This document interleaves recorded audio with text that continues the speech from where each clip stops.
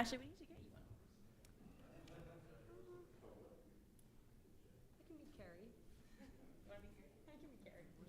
That might throw some people off.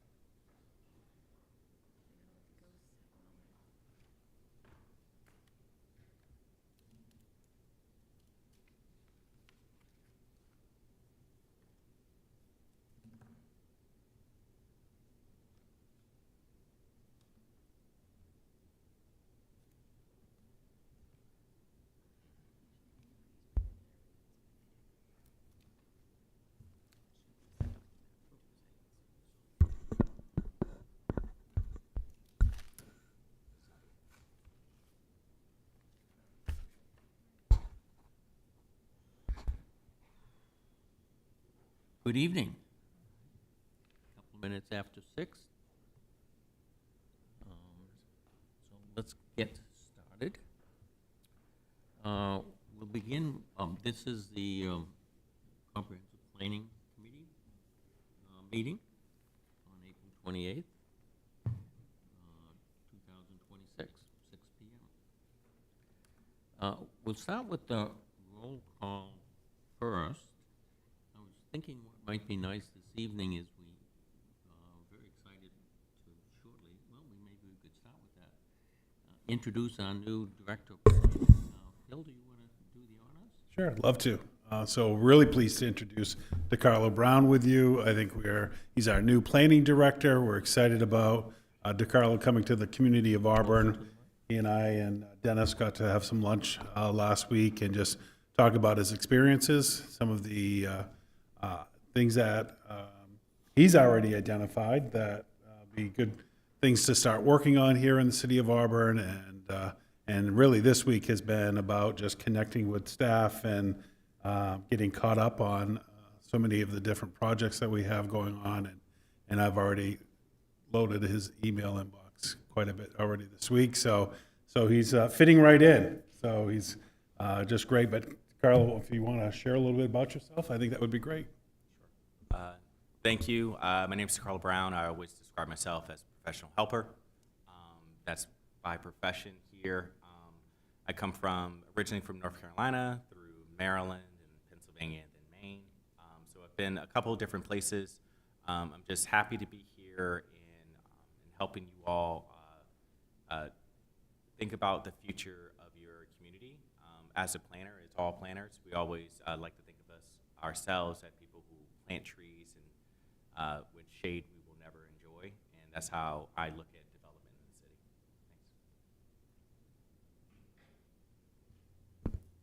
city. Thank you. And I think what might be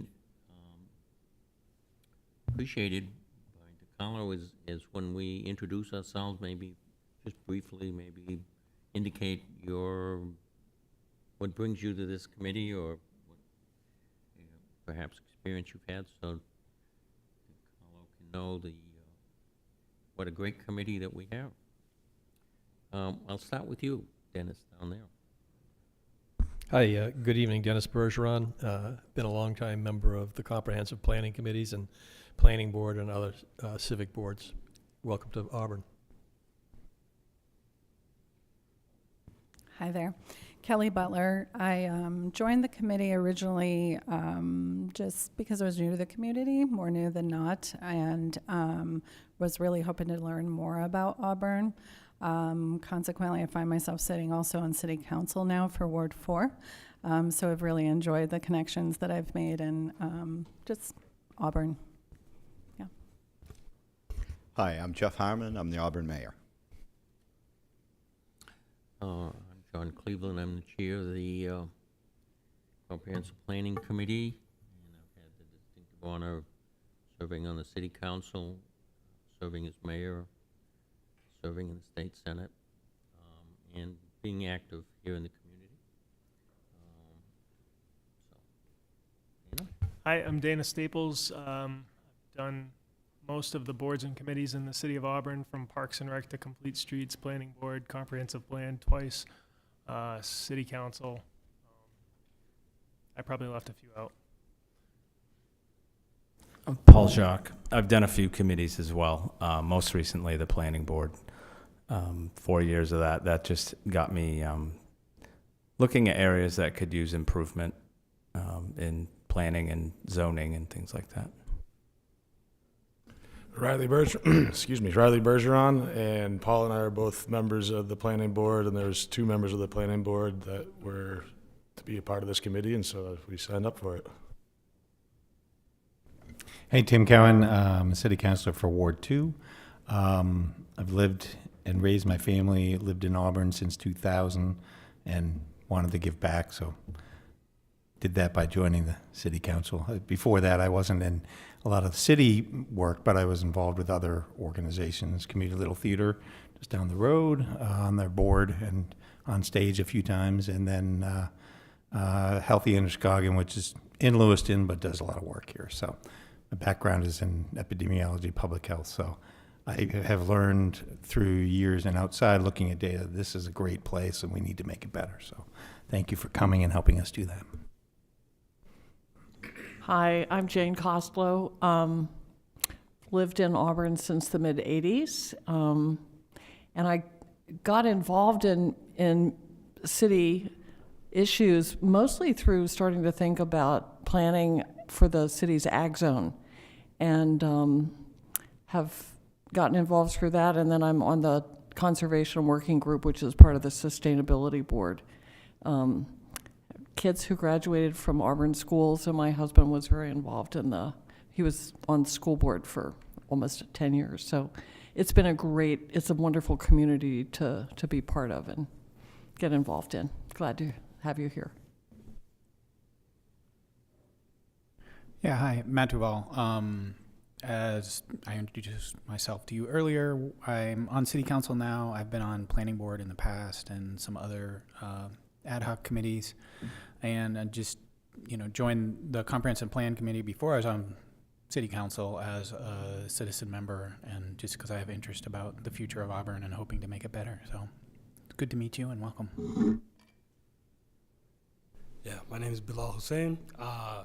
Also serving as a planning board representative here on the comprehensive plan. I've been here relatively less than a year, so kind of new to the ropes and everything, but just hoping to make Auburn a better community. And welcome to the city. Phil Kroll, city manager. No, Carla Brown, planning director. Not sure that's for the record. Lauren Cafe, long range planner. I'm Ashley Aaron with Barry Dunn. Allie Toby with Barry Dunn. Great, thank you. I did get a message from Bruce Rio that he has another commitment, but he thinks he'll be here a little bit later on. Next item on the agenda is the minutes from the previous meeting. Are there any corrections or changes to the minutes? Motion to approve. Second. Second. All those in favor? Raise your hand. Minutes approved unanimously. Third item on the agenda is a public comment. We invite people, residents, citizens, to provide comment relating to the comprehensive planning process. We have about a few minutes allocated towards that in the beginning. So I will open it up for public comment.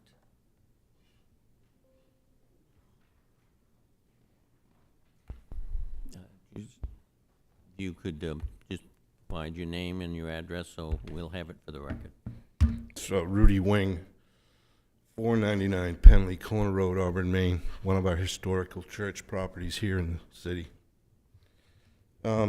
Here to address some information I picked up the other day stating that the comprehensive plan possibly would be putting some restrictions pertaining to the agricultural areas, and that nothing can happen with 10 acres and under that can't be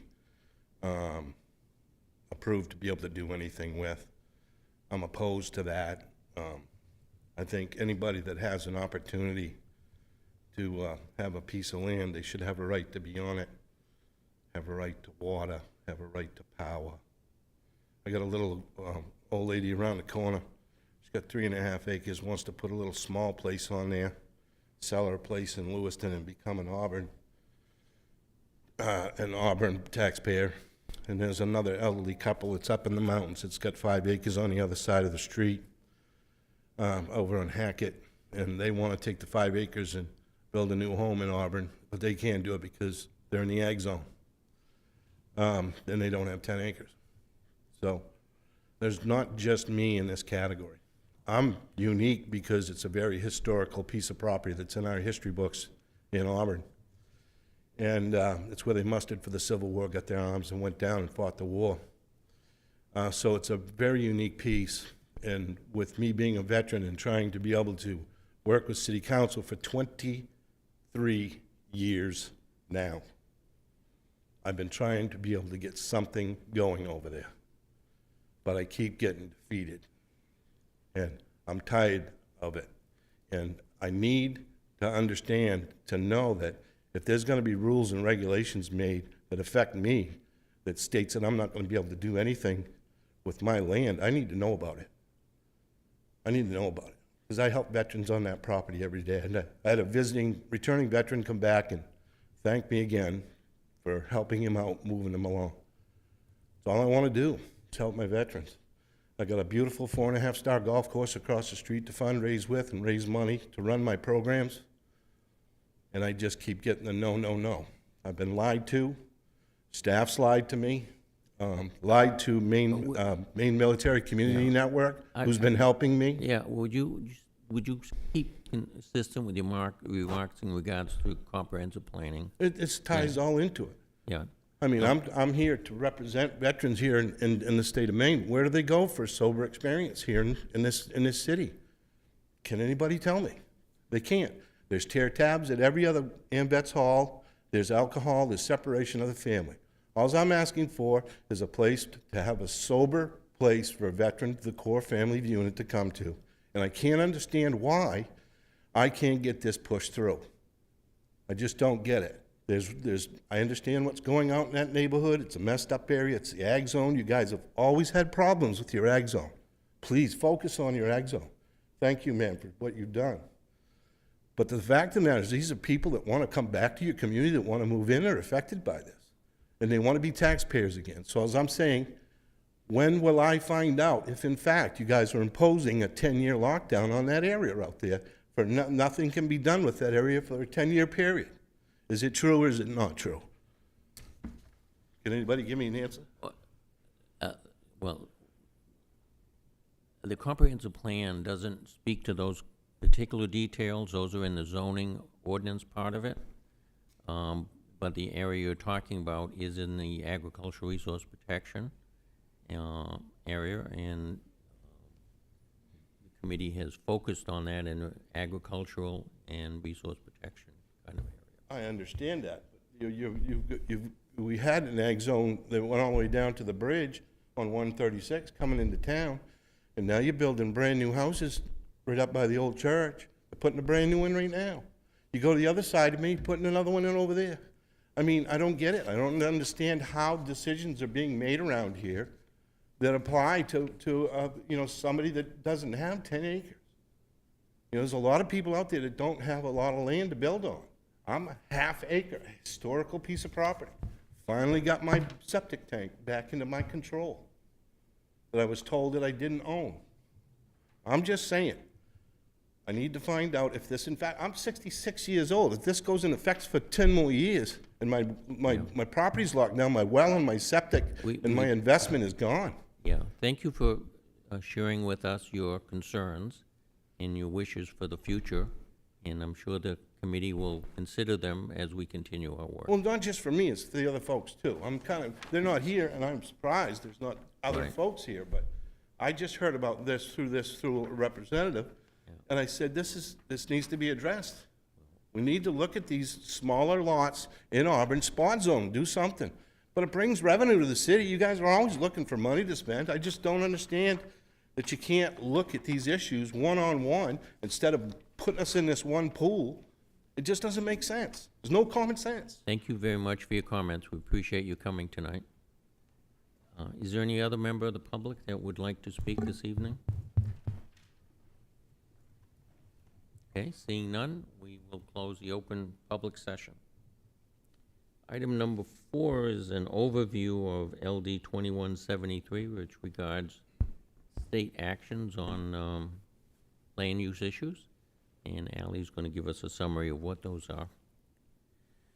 Thanks, John. So over the past few months, we've been talking quite a bit about LD 1829, which is minimum lot restrictions and units per lot that we've been speaking about. And through that process had mentioned a few times LD 2173, which passed through the legislature and the government signed earlier in April. Just wanted to kind of close the loop on this legislation and note that this bill did pass and that there's a handful of items that further refine what was in LD 1829 and 997, but the substantive core components that we've been talking about have not changed. So our same kind of basketball court reference, 4 units in high growth areas with water and sewer, and other restrictions or lot sizes outside of that. So the moderate growth or high growth without with water and sewer would be 5,000 square feet with the 2 basketball courts, and then outside of water and sewer and growth areas would be subject to the state's wastewater minimums, which is about a half an acre. But this bill does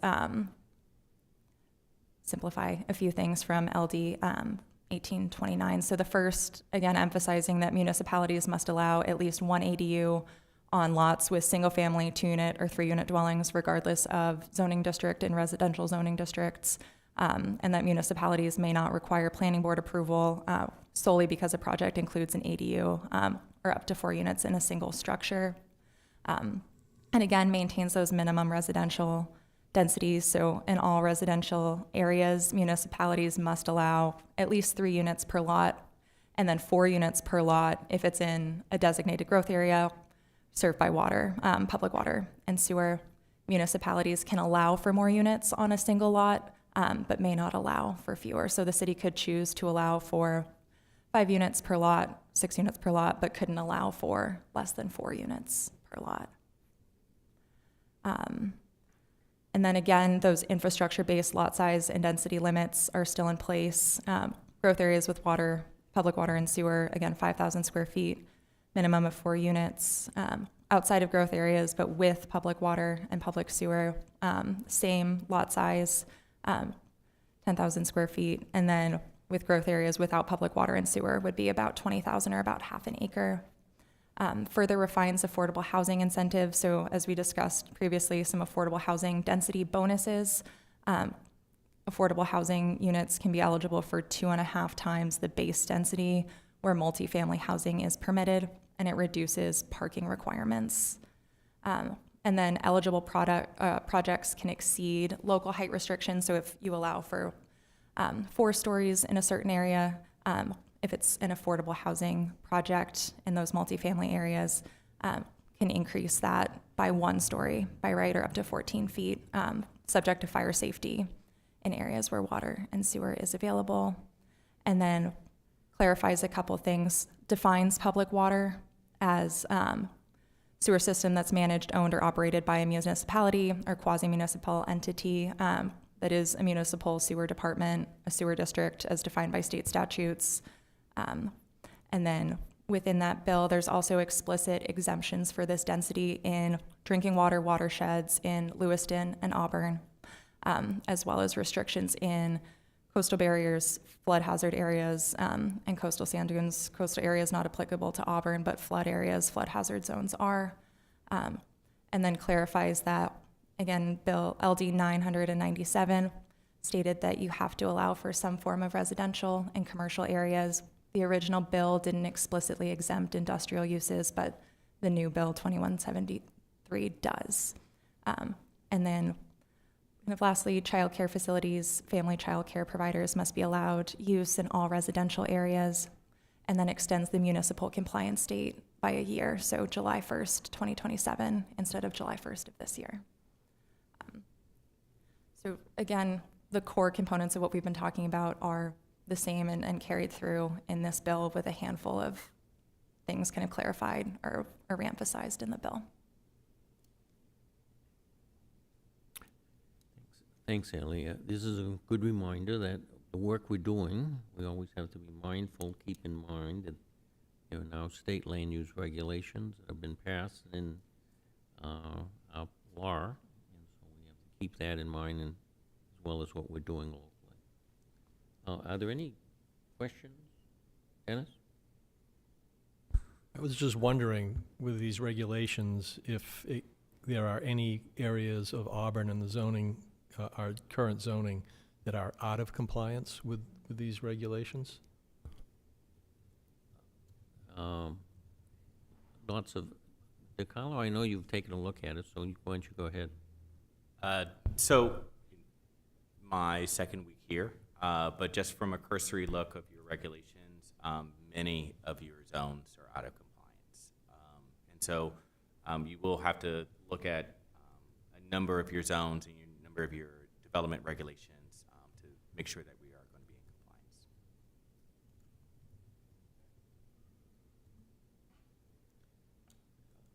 compliance. Lyle? Yeah, it's just like a technicality, but when a couple slides before, when they define designated growth area, is there a specific area that we're dealing with? Is it just the high density, or is it a combination?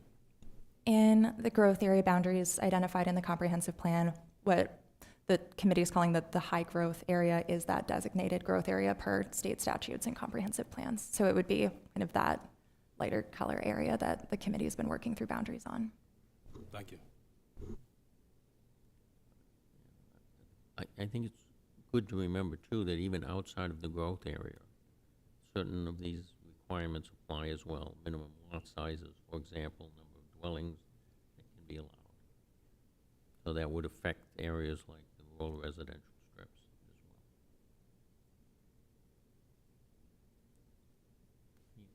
well. Other comments or questions? Okay, thank you for the update, Ellie. The next item on the agenda is a summary report on community engagement. I think, Ally, you're leading that as well. Just note, shared the community engagement results with the committee in your packet. So at a high level, through April, had both in-person and online opportunities for folks to come to open house events or participate online. Had about 25 people in total provide feedback. Lauren did targeted outreach to her distribution list, which was a little over 1,500 individuals, and then opportunities for, or these opportunities were shared on city social media sites, project website, the city's Absolutely Auburn podcast, as well as in the Sun Journal, and then committee as well provided some targeted outreach to their networks as well. So reached quite a few people through that opportunity. Through the project website, had kind of the highest visitation that the website has had throughout this project. So a lot of people visiting the website, reading, spending time there, but didn't particularly translate to high levels of engagement with these particular activities. So in your packets, broke out kind of each of the responses, just all of the raw data from open house events. These are inclusive of both online and in-person feedback consolidated, since both activities were provided in the same way. So responses to each question, and then for each visual preference, tables below with the number of votes per visual, and then further down in your packet as well, don't want to make anyone dizzy, we also consolidated all of the feedback to date that pertains to future land use. So pulling from the survey that was done last summer, middle school, high school student survey, social pinpoint activities, open houses, pop-up events, as well as focus groups. So compiled all of that into your packets as well, knowing that land use has really been a core component of discussion from the beginning of this project. So as we go into refinement tonight, wanted to just share kind of everything that has been done throughout this project. Thank you for that summary. Keeps us focused as well on what the feedback has been. Any questions for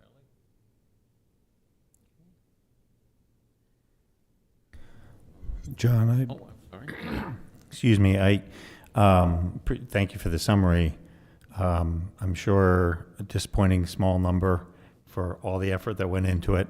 Welcome your thoughts or fellow committee members' thoughts on is there a need to do any further? The number is really small, but there could be a lot of reasons for that. April being one of them. It's the timing, and just didn't know whether given that we're trying to stay on a timeline, if there are thoughts people have in terms of for that phase, for those specific questions, because I think there was some fantastic engagement early on, and so we have some data, but I didn't know whether you felt like we should be doing more, or anyone else's thoughts. Yeah, well, as you probably will recall, we had 4 public meetings, 3 of them in the evening, all of them at different locations, generally in elementary schools. We had a Saturday morning open public session at the PAL, and several people attended there. I think we've done all we could do to advertise it, to encourage people, sending out reminders to the email lists that we have. People's lives are busy, difficult for them to find time, but we tried to provide as many opportunities as we reasonably could. Your other point, this isn't the end of public input. As we complete the plan, we're going to have more public opportunity for public input on the plan as a whole. Could I just piggyback really quickly on that? I wondered, from your experience with other municipalities doing this kind of comp plan, how does it compare with them? I mean, is it kind of just the lull part of the process, or do these low response rates trouble you from that larger perspective? I'd say it's pretty consistent with what we typically see when we're doing broad vision activities. It's really easy for people to engage with kind of what do you value most about Auburn, kind of what changes might have the greatest impact on your life. But when we're asking about certain specific areas, I think as tangible as we can try to make it, it's still hard the barrier to entry is much higher to participate in that. So not completely different from what we see. And I think, as John mentioned, kind of go through the rest of the plan as all of these discrete components come together, additional opportunities to kind of see everything in context and continue to provide feedback that way.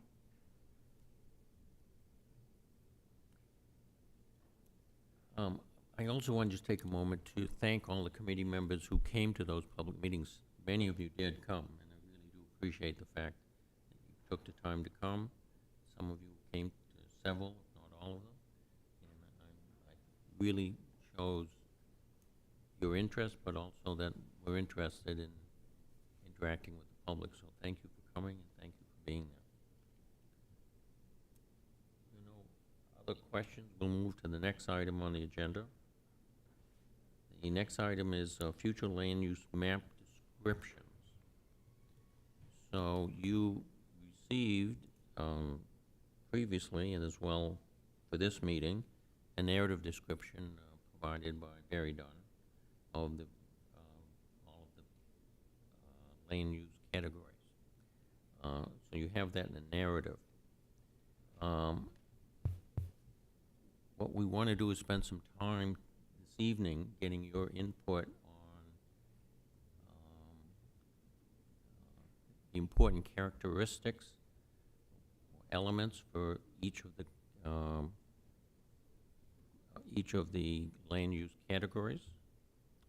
You've been provided with a matrix here that shows the categories across the top with the various aspects of looking at what would be in each of the districts, going from more high-dense areas to the less dense areas.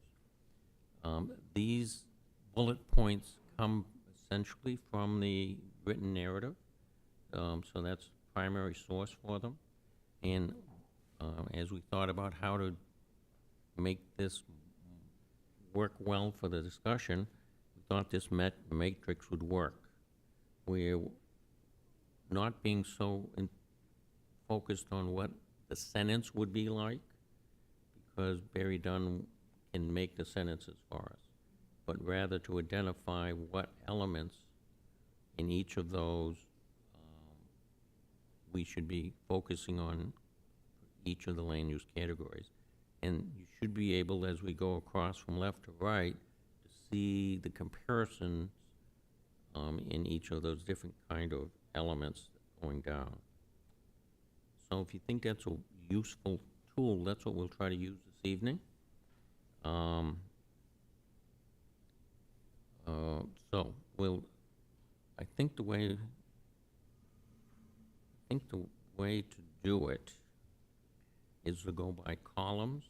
We'll go each column, so we'll go down through finishing up each district, and then we'll go to move to the right for each one. So the first one is the high-density cores. You remember those are the red areas that we put on the map. The mall area, Great Falls by exit 75. So we'll start with commercial uses. And you can see here, I won't read every one to you, you can see them. You can see the ones that have been suggested that would generally be in those areas. So we got to, the first question is, should any of these not be in that category? And then the second question will be, should there be others? Lauren? You can go to Jeff first. You're giving directions. Over to you. Jeff, Yeah, why don't you go ahead? Thank you. So I certainly like the idea here of the matrix. I think before we tackle the individual land use characteristics,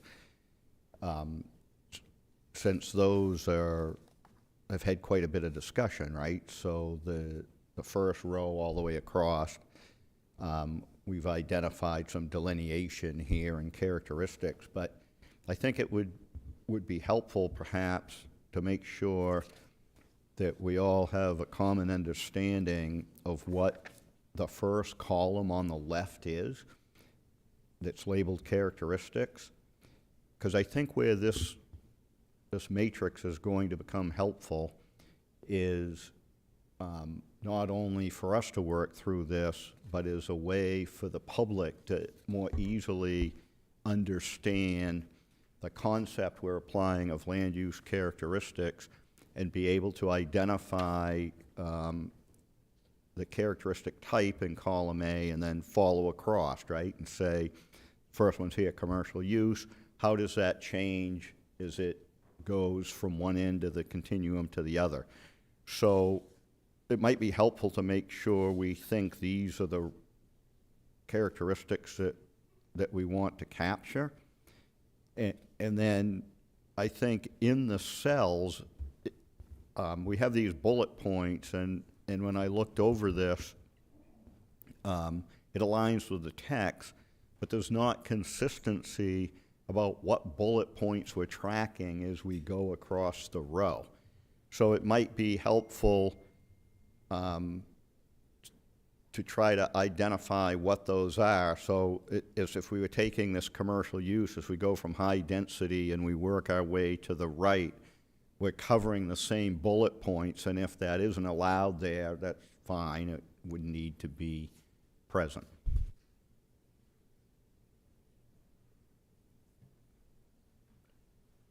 And I'll note that we're not doing zoning. The comprehensive plan is separate, so these should be broad in nature and not get kind of very granular. This is, again, a vision for future zoning updates, future implementation of this. So high level is what's appropriate for the comp plan. That's a good point, Ally. I mean, you don't need to have a list of every single variety of type, structure, or use, but broader categories that generally capture many of those types. And I'll just add, as another way to set this up, is thinking about what it feels like if you were in each of these areas. And so what are you looking at in the sense of the design of the area, the neighborhood, and so on? So how tall, how high are you looking up? How close is the building to the street? We're not going to break it down to feet, but is the building close to the street? Do I have room to walk? Are there people biking next to me? Is there a bus stop? You know, those kinds of feelings. And so if it's, look, you're looking at bullet points, like what does a bullet point mean? Place yourself in the context of that area. And so that when we do zoning in the future, we can say the comprehensive plan says it wants buildings closer to the street, farther away from the street, higher buildings, lower buildings, and we could talk about heights more specifically. But how does it feel to be in that area, especially when we're thinking in the world of the state legislation, thinking about minimum density and lot size, where the city can have more say and how that looks, how it feels. And so we want to get that discussion from you all as much as we can so we can have better changes in the future.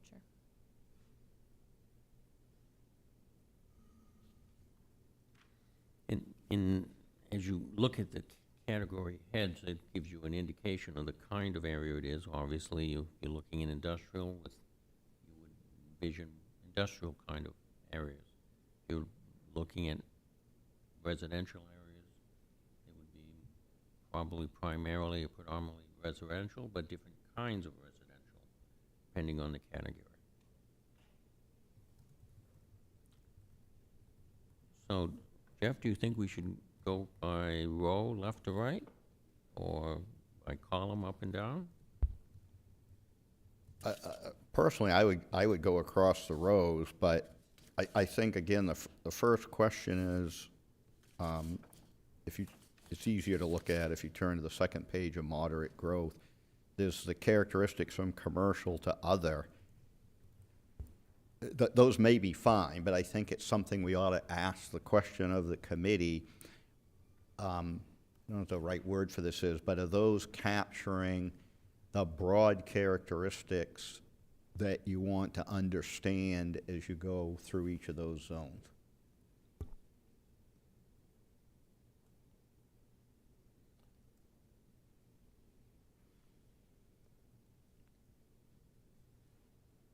Is your preference on whether we go by row, left to right, or up and down?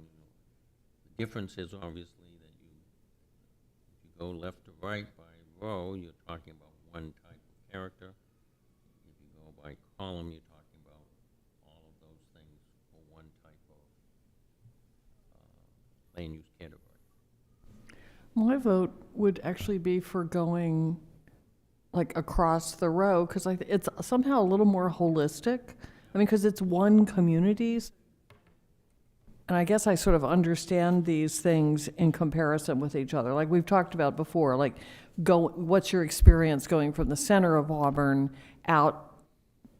And that's part of what we're getting. It seems more spatial somehow if you do it that way. Yep.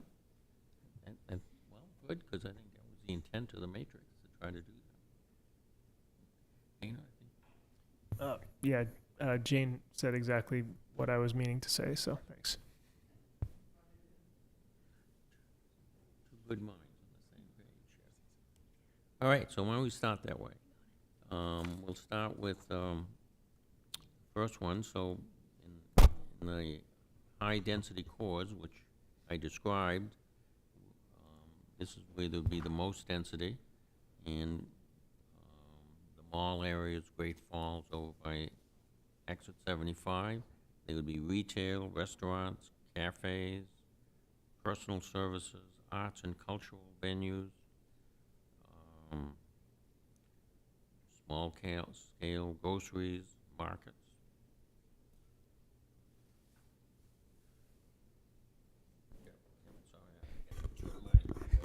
So, that's fine. So, this is high-density core, so when I was looking at this in the text earlier, it seemed easier to think about what isn't allowed here than what is allowed here in this particular instance, right? Because while in high-density cores we want residential, but we wouldn't want like single-family residential or low-density residential structures, right? Because we wouldn't be maximizing the land use of that high-density core. That's another way to think of it when you're in this highest density. And then the other comment I had on this is, it's a little limiting, like when we say small-scale grocery markets. Well, I think those would be acceptable, but are we saying you can't have a grocery, you know, when I say a grocery store like a Hannaford's or a Shaw's, or you can't have a large-scale business like Target or Walmart, because this whole area that we currently have identified as a high-density core has all kinds of places like that in it now. Should we call that out a little more then? Well, perhaps, but again, like for this one, I think it's easier to say what isn't allowed here, because almost everything that we would allow in the city, it seems like you would allow here, except there may be some limitations, like I can't think of any on the commercial uses because it'd be industrial, perhaps industrial obviously is not included here, but like when I know we're going across the road, but as an example, in residential, it seems like we can think about it as what we wouldn't want there, and then say, well, everything else would be included.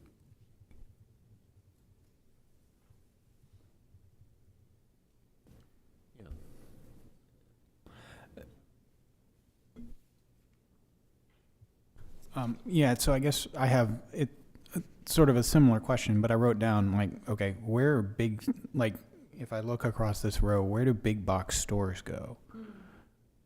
Right. I mean, we have them, and we've identified the Auburn, the mall area, and Great Falls, blah, blah. So, but I own, and for example, in the Auburn Mall area, like Shaw's is there, one of our big supermarkets. But when I look at this list, it's excluded by the small market sort of thing. So I kind of actually like Jeff's approach of, in this area, what do we not want, as opposed to making a list of all the possible things that I just don't know that it's a list that we could make. I would give, one comes to mind to me, is we probably don't want automobile sales lots. They use up a lot of territory, a lot of ground there, which that kind of activity really doesn't require all of that infrastructure that's already there. Roads, three-phase power, water, high-volume water, sewer, storm drainage. So I think if you think of from the perspective of what are the kinds of things that provide the greatest value to the community from a variety of aspects, that since this is a limited amount of area, we'd want to encourage those kinds of things to maximize the value that's there, the opportunity that's there. Seeing the same lack of clarity, I guess. So are we trying to like wordsmith this a little bit, or? No. Concept. Just concept. Okay, Yeah. so You don't have to put it in a sentence. would we change the wording? Yeah, you could. Yeah, I mean, you could describe it, things that aren't there, or, well, Ally? I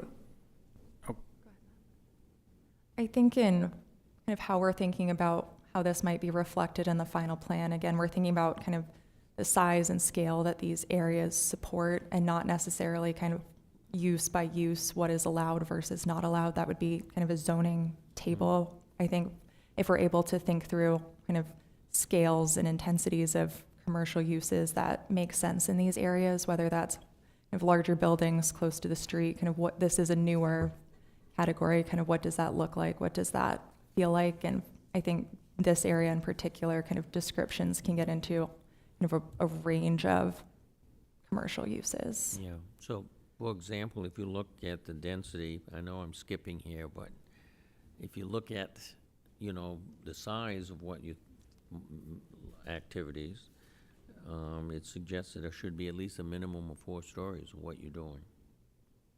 So that's pretty, or more, so that's pretty dense. Dana?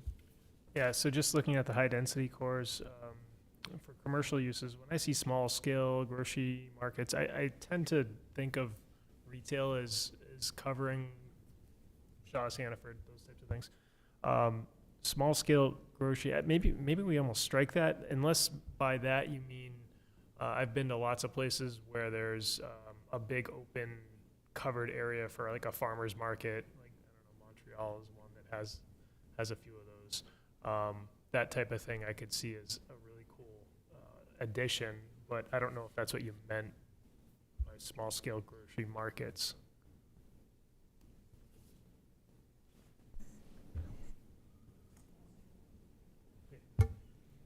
Part of this discussion too, I know we have our map already, and some of you are probably thinking about our cores and where they are.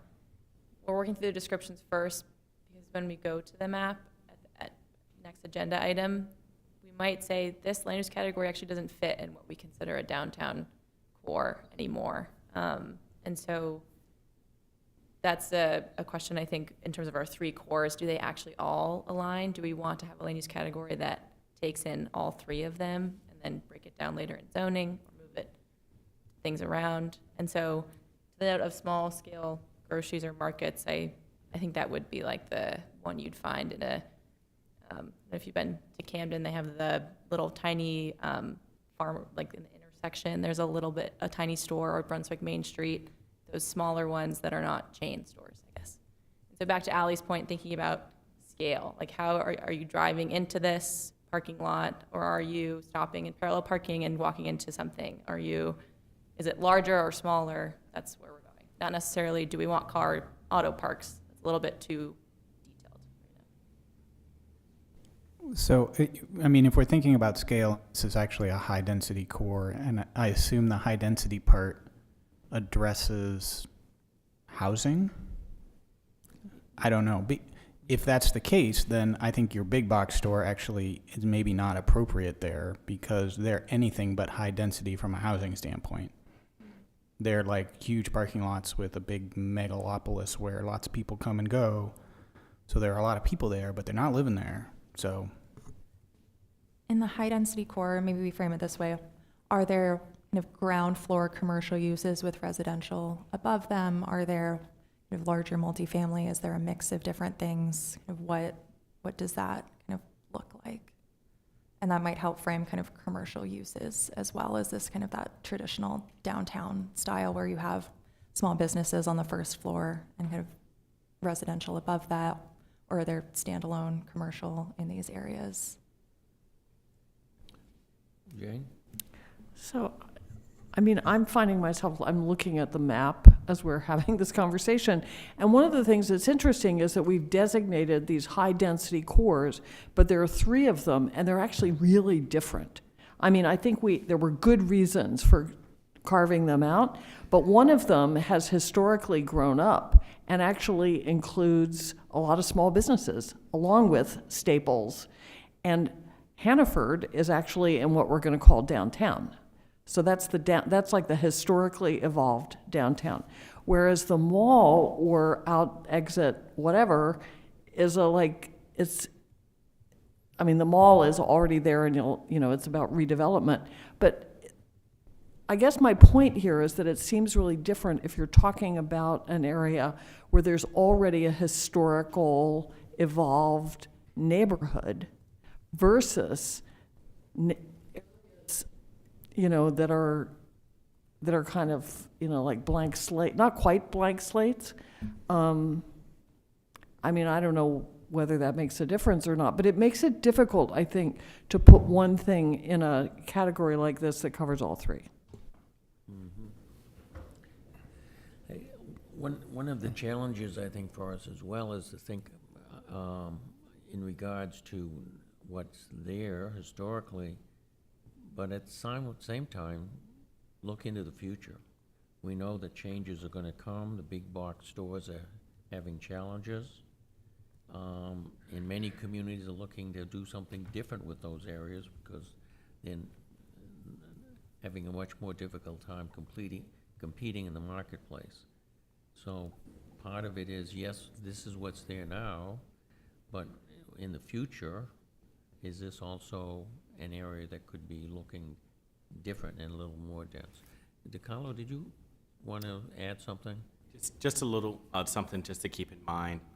I know we're thinking about the future, and if you visited other cities, you will see everyone's just keying into the small-scale grocery markets. In other cities, you do have even chains on the bottom floor, and then you have different uses above. There's many places I've been to. They have CVS literally a part of the first floor, and then other floors are something completely different uses, or a Trader Joe's and it has housing on top or whatever have you. This is how bigger cities start developing now and today. And so I do like the other wording that you all have here. If we're going across the rows that we discussed before, when you were talking about mixed-use neighborhoods and standalone retail versus in their high-density cores, it's more integrated into the bigger forms or the bigger structures. And so you're already doing it, so I'm just going to say continue to thinking about the form that you want in these different areas, and then also thinking about the uses as well, but really thinking form first, because then that's going to help you think about spacing and how far apart you want things and how close things you want. Dana? Yeah, so I think one thing that we ought to keep in mind here, and I know this isn't a zoning discussion, but we don't want to exclude big box stores from some of these areas where they already exist. And I say that because a lot of these bigger corporations will go around to municipalities and kind of hamstring them by forcing revaluations and lots. I think Lowe's did it to Auburn not that long ago. Lots of things that would probably make some of those buildings obsolete if any of those businesses were to close down and move out, and the land use didn't allow for those to exist in the first place. So we just want to make sure that we incorporate existing uses inside of what we allow within those high density, high growth areas. No, Jeff?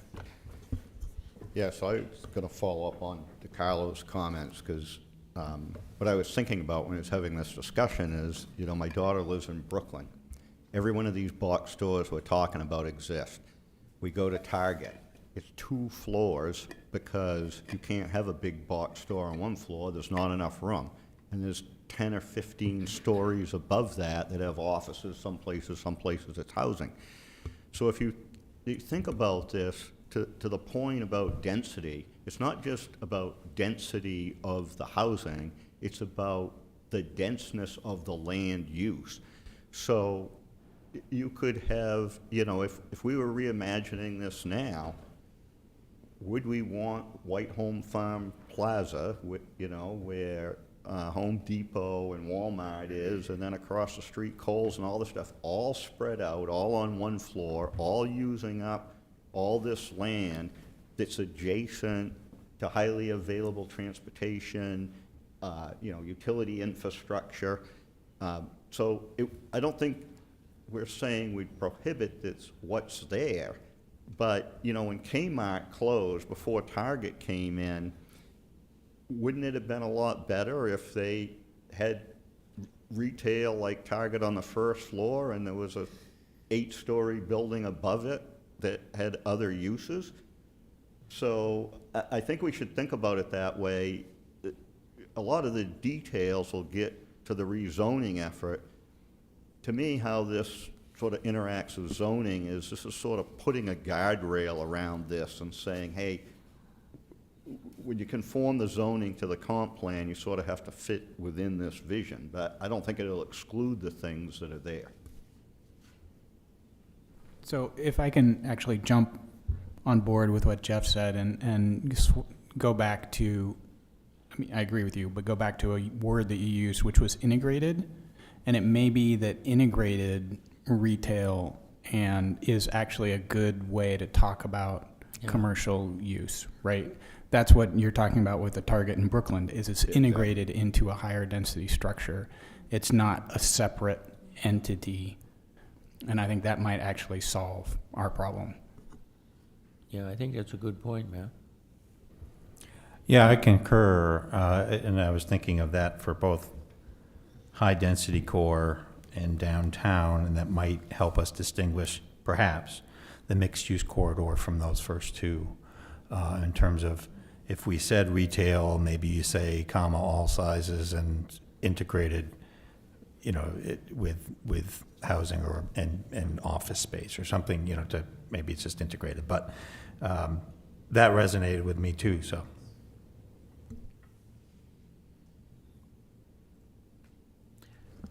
I have a thought to kind of jump on what Jane said about the differences in where the high density cores are. Because in the description, it says the streets are designed for safe, convenient walking, biking, and transit access with continuous sidewalks, ADA compliant crossings, bike facilities. The high density core out past the exit has no sidewalks, no connectivity to the rest of the city. And I don't imagine it'd be really safe biking down Washington Ave either. So I think it has different characteristics than the other two high-density cores. Yeah, out on exit 75 you're referring to. Yeah. Jeff? Yeah, so I understand Riley's point. I'd look at it a little differently. I think some of these things about the walkability and the sidewalks are within the high-density core, right? So when we talk about the exit 75 one, for the most part, it's green fields, right? It's not like the downtown or the mall where there's significant build-out already there. Some of it may be ripe for redevelopment, but I think that the connectivity can occur, but can be different depending on where you are. So Jane raised some really important points on a prior meeting about the exit 75 high-density core and how we need to make sure that through our Washington Street Gateway planning and the other trails, the Riverwalk extension that's being built out. So there, your connectivity to other parts of the city may be along that corridor, and as one part about multimodal transportation, but then within that core area, right, we don't want it to end up looking like the Shaw's Plaza where you're walking is dodging cars going across the parking lot, right? So I think we can build that in, those concepts into how these areas get built out.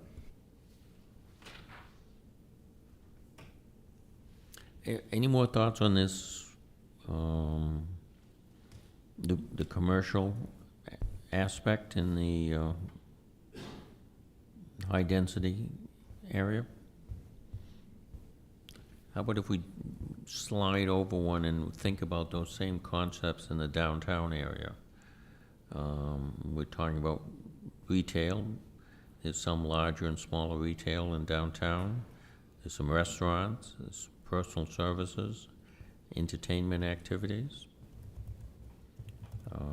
In regards to commercial. Is Jim? there a reason that arts and cultural venues get left out of this one? Again, I don't know like how much importance to attribute to that, but we do have some arts and cultural venues in what we're calling downtown. Right. Yeah, my question was very similar. I was curious what people's thoughts, what the intent of describing entertainment separately from arts and cultural, and that there may be an important way to distinguish those two. So, Yeah. Jeff?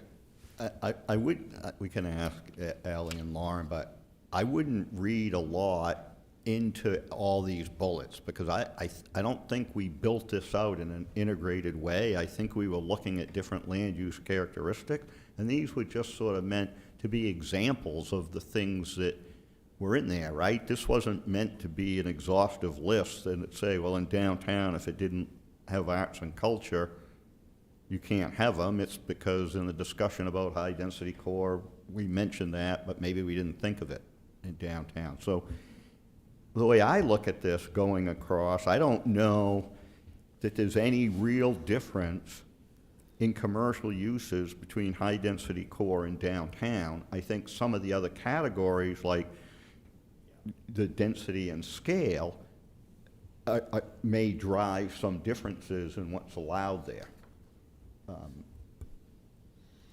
Yeah, I don't think it's intended, I think your point's is well taken in regards to arts and culture, but I don't think the intention is to exclude those. And I think, unless somebody has a different feeling, I don't think anyone on this committee would think they should be excluded. Phil? I just question the value of this matrix. You know, because we spent almost 20 minutes talking about the first two, and each one has been, something's not included. And so when you read the description, the density form, everything is right in that language. So I'm not sure, and Ally, you might have said it, and I was looking at something else, but is there a purpose for this that we want to use as a tool? Or what's the idea behind the matrix? Sorry, John, I know we were moving through this, but I'm just not sure. Yeah, you're talking about the matrix in general? Yeah. Can I just make an observation about how we're going through the matrix as well that I think might be, it was when, Jeff, when you were talking about the difference between downtown and high density. If we're going across in commercial uses, the instinct is to find things that are different between each. And that may be the wrong way to think about it, right? We're thinking of an assemblage of different characteristics that defines high density or downtown or mixed use and so going across the road feels to me to kind of, I think I agree with Phil about that, like what are we doing? What's different? Are these, but if you go down the rows and you think of the assemblage of the different characteristics for each type of area, then you can actually see where they're different from each other. I think the purpose of the matrix as well was to look at the transition from categories across the city. So as you're moving from the highest density to the lowest density, what is carrying over? And I think in our narrative descriptions translation to our matrix, we lost some of those narratives. I do think it's important to talk about them and say, do we have arts and culture venues in each zone? It's to see the transition as you move from one end to the other. That was the intention of the matrix. But we can ditch the matrix and move just the descriptions, but it's more of a visual to see how does our city from a visual standpoint and use standpoint moving from inner to outer. folks digest things in multiple ways, in different ways. I think that this has value for those that haven't had the luxury of being part of the conversations we've been having for months. So I think I agree a lot with underscore what Matt was saying is, we don't have, I think if we can try to visualize that and force, keep pushing ourselves to see this more as a continuum and see where there are similarities or differences and maybe what we want to add in. But I don't want to give up the grid necessarily. I don't know that we have to necessarily be focusing on this first. Maybe the descriptions are, to get us into the mindset, maybe a better approach for this committee, but I think this can be a tool. I think there's a lot of little tweaks that you could do. For example, Lauren, what you were just saying made me think, oh, density and scale should be the first row. So I think there's some ways to make this easier, but maybe this isn't where we start necessarily. Maybe it's going through the description, because we're more familiar with that, and it may ground us so that we can come back to this. The differences aren't as stark when you're looking at the first several, which are all to some degree have a commercial aspect to them. The density will be different, the form will be somewhat different, but the activities are going to be somewhat similar. When you get a little further down into the residential, that's where you start to see more obvious differences. So obviously in the residential areas, you don't want 7-story buildings, just to give it a blatant example.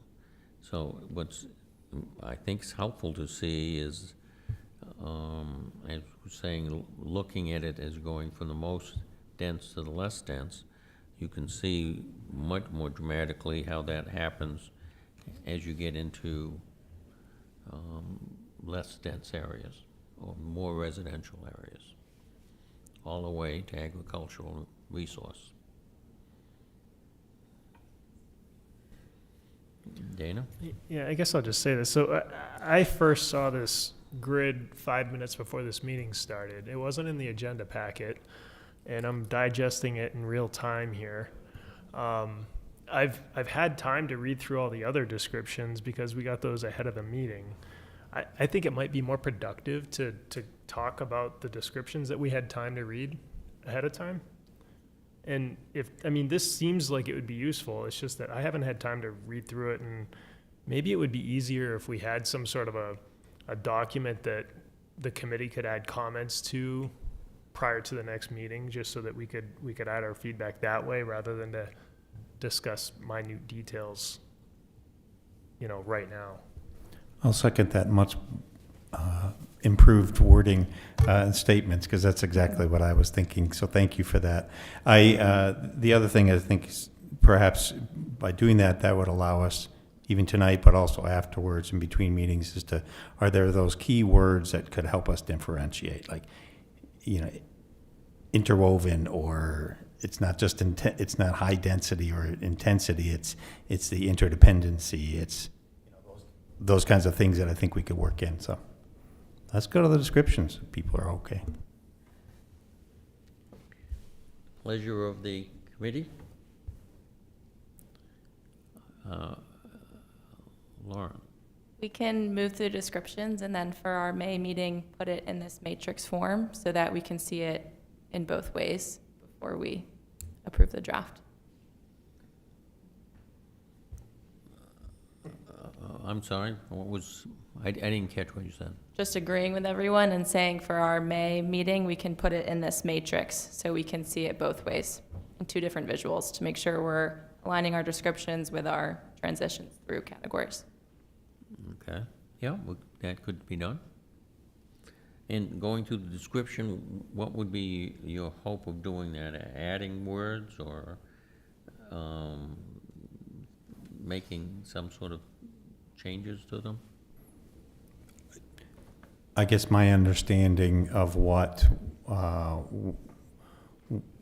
we are being asked to do is not to wordsmith necessarily, but to say, are we in general, are there key things missing? Are there characteristics that we're missing? Are there keywords that don't seem to fit or are really great? We highlight in bold or something. I mean, overall, I thought they were great and really well, great details and descriptions. I just think it's more if there's any feel that it's getting back to that form. Do we have enough in there to really help people understand the differences? Okay. But that's my one opinion. Do I have the sense that it's a pleasure of the committee? Want to take a look at the narrative first, or now? Okay. I don't have it in front of me, so give me a second to try to bring it up on my computer here. And yeah, you have it up on the screen. I'm at a little disadvantage because I haven't got a clue what that says up there.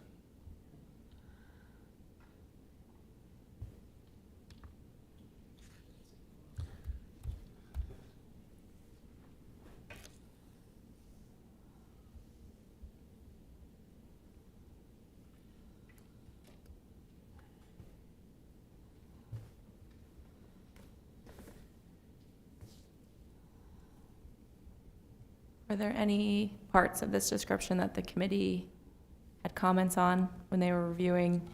Yeah, Stan. Yeah, so just right away, I really like the phrase all-day environment. It means, I know what it means. I'm not sure that it strikes, paints a picture for other folks or not, but to me, it's you have a parking spot that's used in the day by a business and at night by a resident, and it's the same parking spot. It's that kind of thing. And anyway, I thought it was a elegant way to describe it.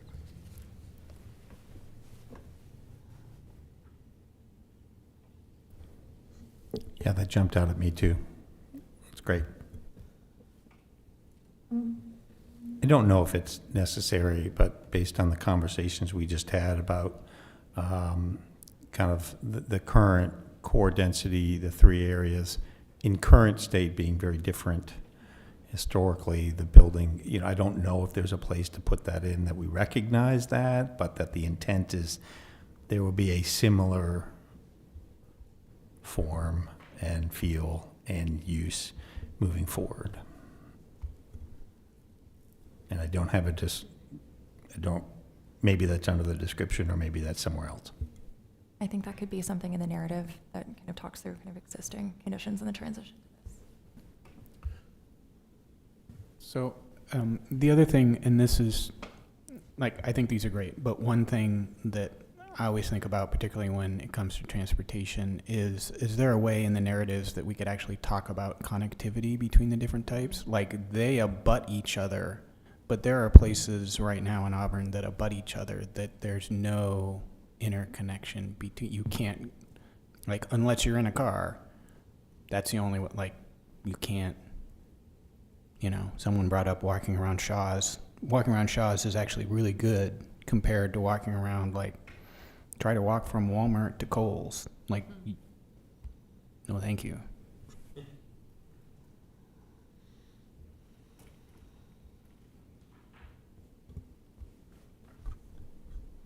Lauren and Ally, one of the comments I would make about the narratives is Lauren talked earlier on about things like the heights of buildings and the distance from the road. I think that we're not trying to say how many feet it is, but I think we should describe this as what we see as the interaction between the public and private realm, right? Is it close? Is it intermediate? Is it set back? That sort of gives some guidance of what we if you're there, either in the buildings or you're on the sidewalk or the street or whatever, what does that look like and feel like between the structures and the public way of some type? Yeah, if I could kind of piggyback on that. I mean, I really like these descriptions. This is a great description. In the paragraph under density and form, you end by saying that you wanted to create there to be a strong sense of place. And when I think about each of these, especially downtown and the mall, that's a huge challenge. And you know, I don't know what, maybe what's included in here is gonna be enough over time, but given the issue of connectivity and the way roads work, you know, to create us, and this is like the perennial problem in downtown Auburn, is creating a sense of place down there. So maybe actually in a document like this, we need to emphasize that more. That really, there ought to be some kind of really strong vision, and that anything that happens, especially downtown, ought to sort of push for a sense of place, a sense that you are somewhere that is interesting visually, experientially. I don't know exactly what that looks like, but I think we've got a lot of people in this community who could help us think about what that might be.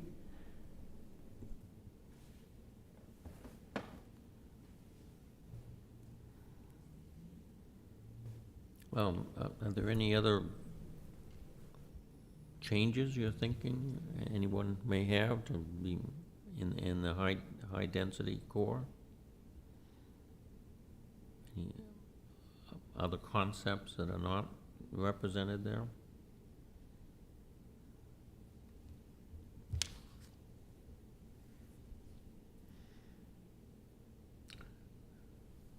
And even in the downtown, there's a variety of sections to much more commercial off Main Street and area.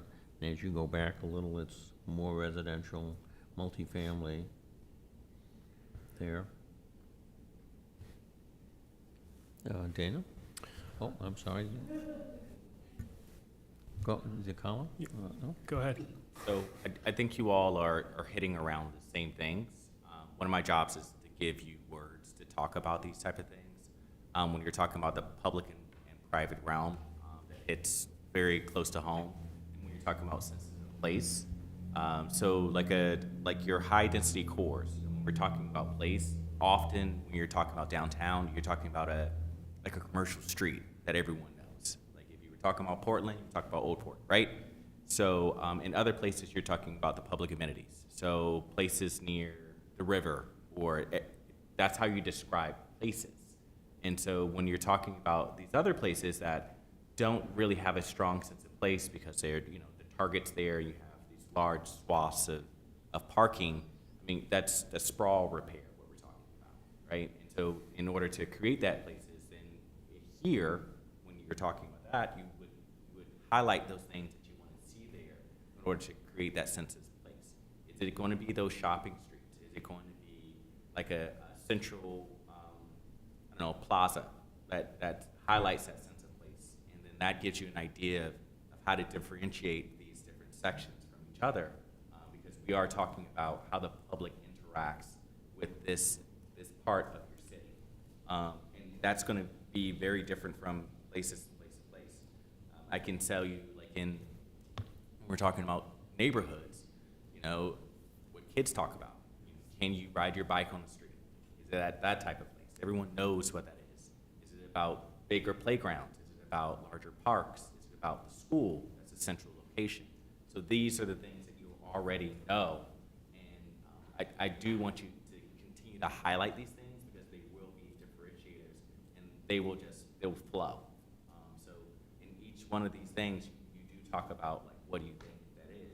And that's why I perked up when you were talking about arts and entertainment, because it's a difference between, is this going to be a theater or is it a standalone concert venue? Those are very different. Where would you like to see those and how they're integrated into the surrounding community? So you have it. I just want to encourage you. You already have the words of, what type of city this is. You all have lived here long enough to do that. Keep pushing. That's all I'm saying. I think for the committee, if we're talking about these things, if you have to help guide this process, what is that differentiator for this higher density core that separates it from other places? What is that kind of sense of place that is there? Samara was talking about kind of that public-private realm. I think to help kind of finalize these descriptions, thoughts from the committee on that is important. Lauren? I think what could help us is if we look to downtown and transition to that description to see if, just move from high density to our downtown and see, are we missing anything in high density? Do we want to take anything out of downtown? That might help us. Tim? Yeah, possibly. A couple things that I was kind of comparing in density and form. We have minimal to no setbacks as a phrase in downtown. Is that important, or what is the difference with that in high density core? In my mind, that they both have that.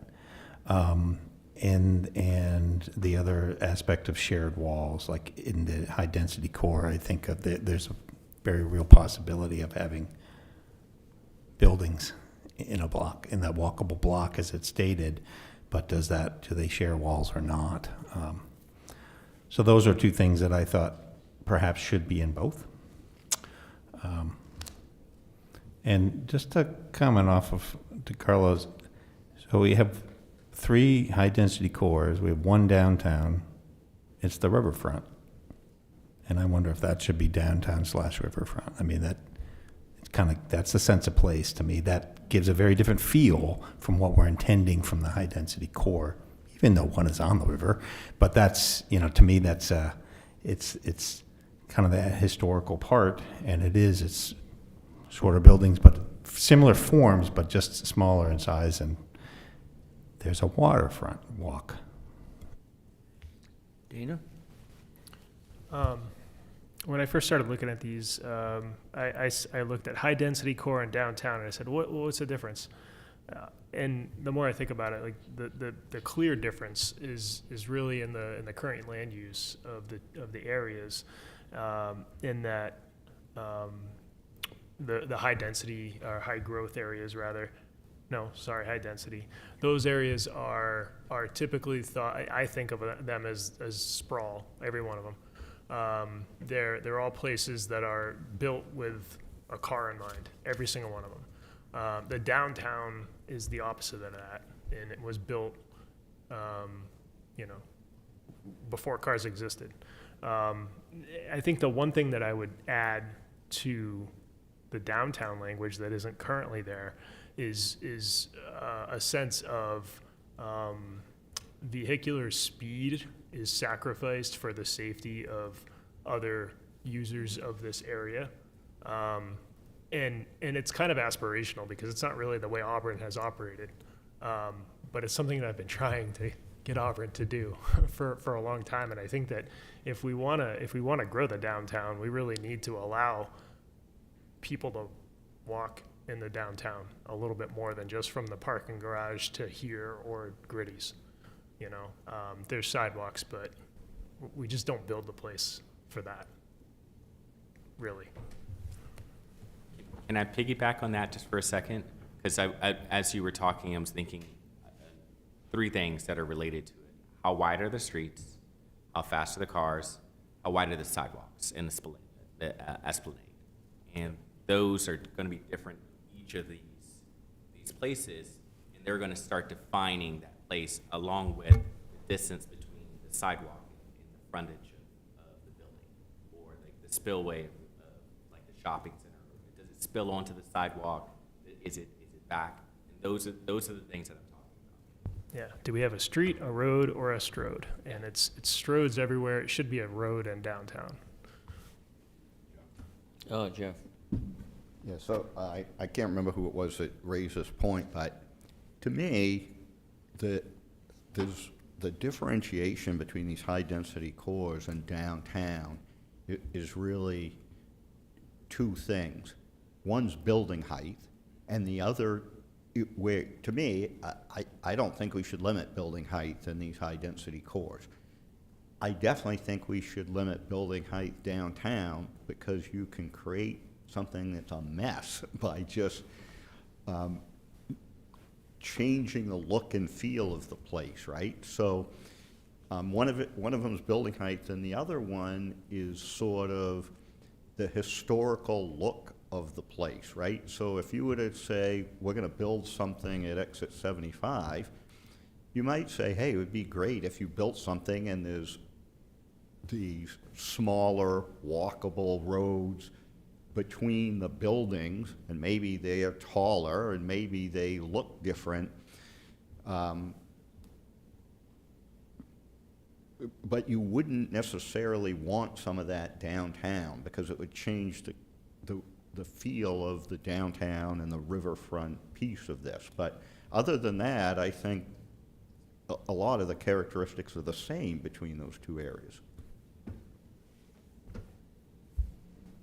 Yeah, I think that's a question of use versus form and height and the interaction in the public space. Jim? One additional thing about the downtown that at least in I guess I'm just realizing I've been envisioning and not realized is, for me, I've always thought of the current downtown as the primary place for arts and culture and entertainment, whether it's built there yet or not, because of its connection to Lewiston, the walkable ways to do that. And so I wonder if maybe perhaps we could welcome others' thoughts.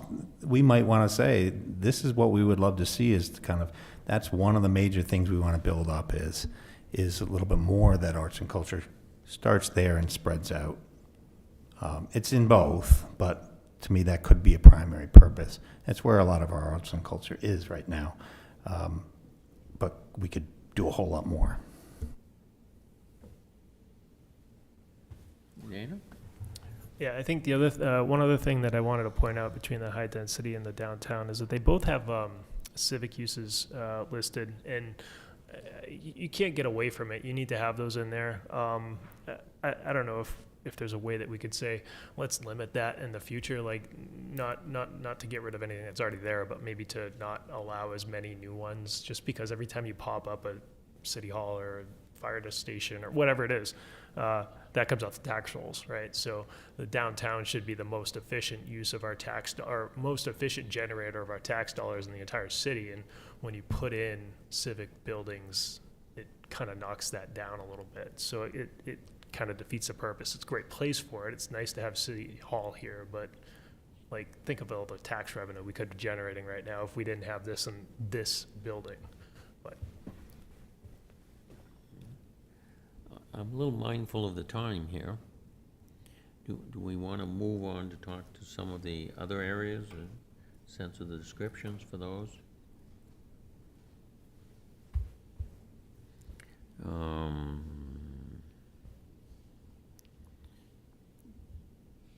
We have mixed-use corridors, those on the major transportation routes.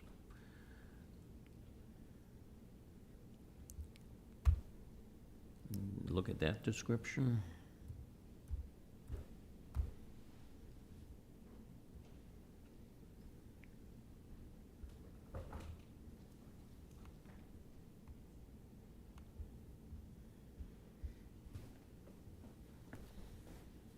it's silly, but I'm going to say it. I love the tree-lined streets description in there. That's just for you, Dana.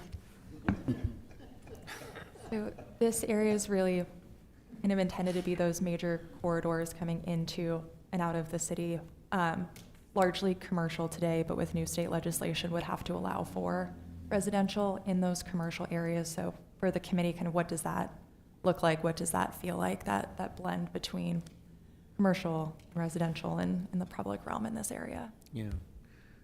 So visually, I think we're talking about Center Street here, Minot Avenue, probably Washington Street to some degree. You've all been there. You all see what it looks like. A lot of strip development, a lot of curb cuts, a lot of asphalt.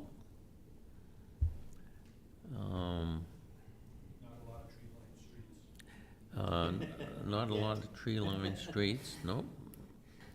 Washington Street, because we haven't, well, they've started chopping them down now, but simply by neglect. So, start with Center Street. That's one of the major ones that connects the downtown area over to the mall area going north? What's a description of what that's gonna look like?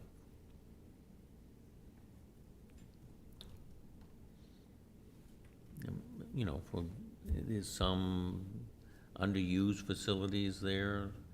There's not a lot of shared parking there. Everybody's got their own little asphalt for themselves.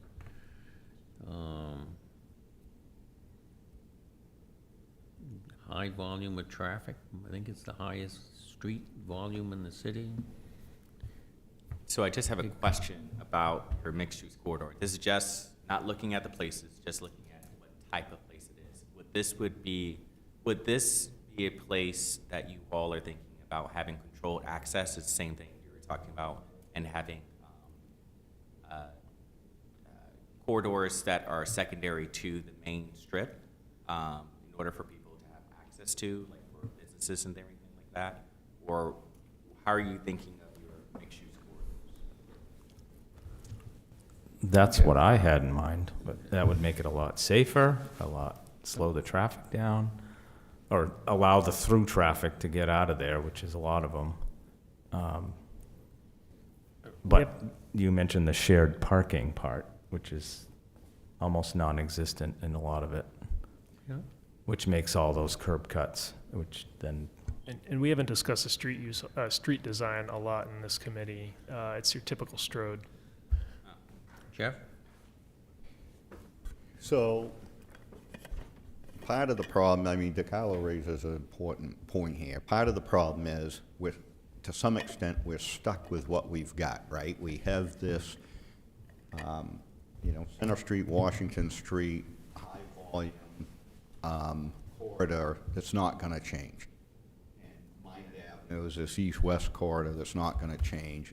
Those things are almost completely outside the control of the city. So the question is, what do we use that for, and how do we improve on it? So, in the best of all possible worlds, I was talking to Phil about this one day, I think, or Lauren, this would be, my good friend of mine lives in Paramus, New Jersey, and you go down Route 4 and Route 17, and it all started out like this, and now you can't get to any businesses from Route 4 or Route 17. There's a service road next to it. So you pull off on a slower road, and they have ability to get there.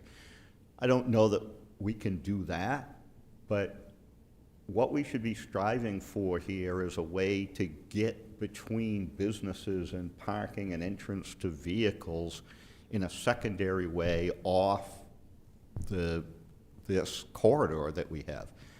The other thing I would say is that it seems to me, I get Alec's point about you have to allow housing in this area, but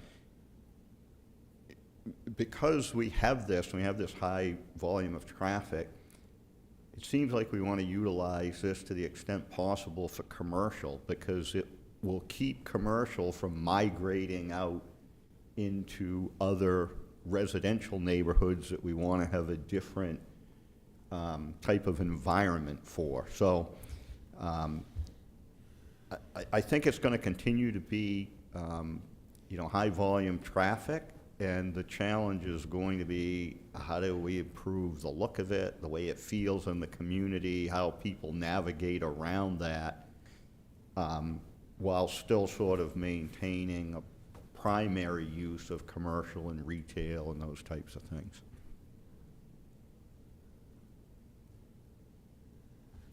Ma'am? So I'm not necessarily advocating for this, but when I see mixed-use corridor, I just think of Route 1 in Lynn, Revere, like going to the airport. It's just like there are businesses packed along the whole thing, but most everybody is trying to get someplace that's not there. So if we can somehow avoid that by having it easy to get between businesses on these, Center Street's kind of almost that way already, that would be great. Well, I'll make a couple of observations. These three routes that we've talked about are all the major corridors to serve communities well beyond Auburn, have been and will continue to be. And hence, you're gonna get a lot of traffic, including a lot of commercial traffic. Large trailer trucks going through there. So they're using that area which we have to try to use. The second thing I think that we're gonna be seeing more happening with the ability to pull up on your cell phone, where's the easiest route where I can get through here? And you're getting people taking routes going through rural areas around Lake Auburn or getting over to Hotel Road to just avoid that area. That's gonna push traffic in areas where we don't wanna get traffic pushed to. And that's a challenge to do it here. We're already seeing that happening to a large extent. People taking Minot Avenue and then using Court Street to get downtown. They have no interest in stopping anywhere along Court Street. They're going somewhere else. But it changes the whole character. And I think those are the kinds of challenges that we're talking about that currently exist and will probably be exacerbated. And then, to some degree, we can control what's not in the right-of-way, but what's not in the right-of-way is privately owned. And what's in the right-of-way is controlled by the state. So we have our challenges here. And, these streets, particularly Center Street, is anywhere's USA. If somebody dropped you down blindfolded, you wouldn't know what city you were in. And that's part of what takes over the community. So our challenge is, what do we do with what we've got, and how can we incrementally make it any better? Matt? Well, I just had a really quick Jane? thought. I mean, that absolutely anywhere or nowhere, is these strips. And it strikes me that we're not going to sit here and come up with any very good ideas, that folks in planning might have thoughts, or there might be a way to look at what communities elsewhere are doing about. I mean, every place in the country is probably dealing with this. And it would, to some extent, it strikes me, it's about the capacity of Auburn and where the priorities are going to be. How important is it that we deal with this issue? I guess what I'm thinking of is, should the comp plan recommend, should this committee recommend that dealing with these corridors become a priority of some sort over the next 15 years based on, design ideas and traffic realities and whatever? The other challenge is that the comp plan is going to be the basis for which is going to guide the zoning. So giving I guess some I just vision- don't see how we can come up with anything here that's really, I have this feeling that planners all over the nation are probably beating their head against this wall. Mhm. And it seems like it would be like a really long, complicated, it's sort of about zoning, but it's not, I don't know, maybe it is just about zoning, but I don't know what we can say at this point that would be particularly helpful. I appreciate and understand the challenge, but ultimately, someone's going to pick up the comp plan and say, so what did they want? So, go ahead. I just have one question. Is just when talking about, I think what Jane's talking about, but also what Jeff and some other people, do in this description, since we're actually talking about the description, do we want to say something about the fact that these are major thoroughfares? These areas are built around major thoroughfares. I mean, it's not in this description. We have tree-lined streets, which I love tree-lined streets. But, and Jeff was speaking to some combination of a thoroughfare and some calmer, more so I think just adding the idea that these actually have a function, which is to move people in and out of our town. I think it's a good point. I mean, you're stating the obvious here. I think that's a good way to ground the plan in the realities that we're talking about, and then also think about ways to redesign it and potentially enhance it in the future. To Jane's point about how do we say in the comprehensive plan this is a priority? So the city has done the Washington Street corridor study, and then there's the Minot and the Center Street. And we have in the comp plan to finish those studies and implement findings where feasible over the next 10 years of the plan. And so it's where we can have priorities. And these descriptions are largely based on kind of the intent and vision from those kind of corridor studies and plans. Yeah, and I will just piggyback, it's extremely helpful that you're supposed to be telling us what you want, and then we can help you strategize how to get there. So it's extremely helpful. Tim, come over. I think of the Washington Street corridor and that plan, which is to me very exciting. It's a very different, the ability to have that approach is going to be different than what we can do on Center Street.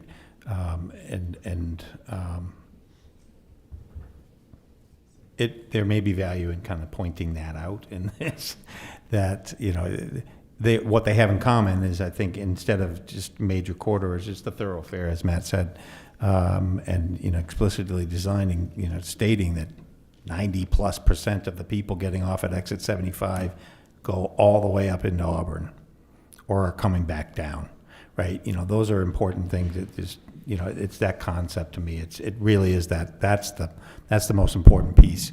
And to that end, I love the idea of over time, I think the Washington Street corridor is a perfect example of what Jeff was describing. It's a smaller street, it's a slower street. We're taking that, you know, can't quite do that in the same way in Center Street, but the notion could be there's smaller drivable streets, so the major traffic going through can continue on up to the towns to the north of us.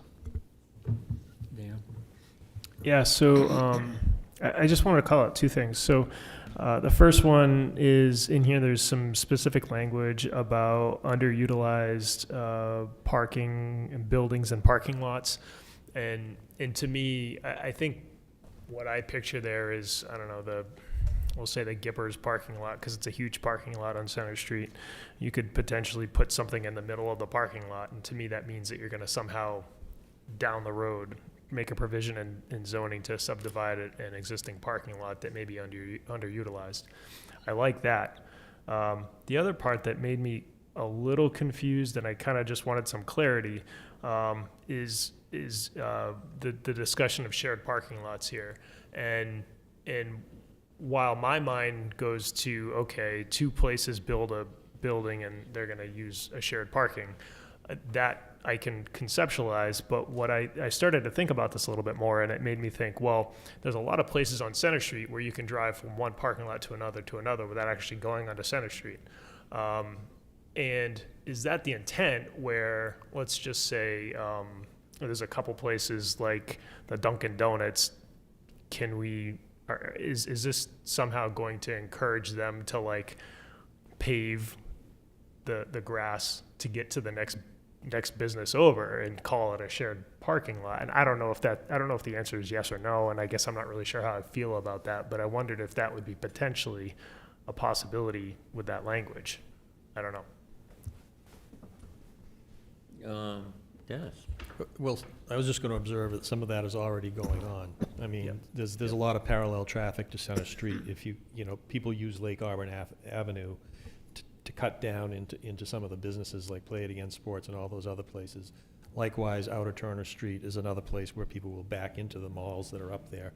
So some of that parallel traffic is already happening, and I wouldn't put it out of reach that those things could be exploited at some point in the future. Kelly?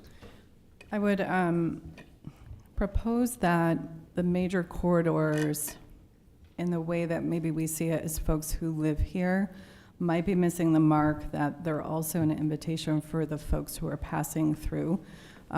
Through any travel I've had across the country, there's very beautiful parkways available that kind of give people a pause on where they might be and a little bit of an invitation to come in and explore the town a bit more. So I guess I would encourage us to not have a mutually exclusive tree-lined and major corridor couldn't go together. But they're looking at how that could really share our values a little bit more and be an invitation for folks to explore a little bit more. Anyone else? Shall we move to the next one and have some discussion about the next area? That would be that mixed-use neighborhood, is that the next one?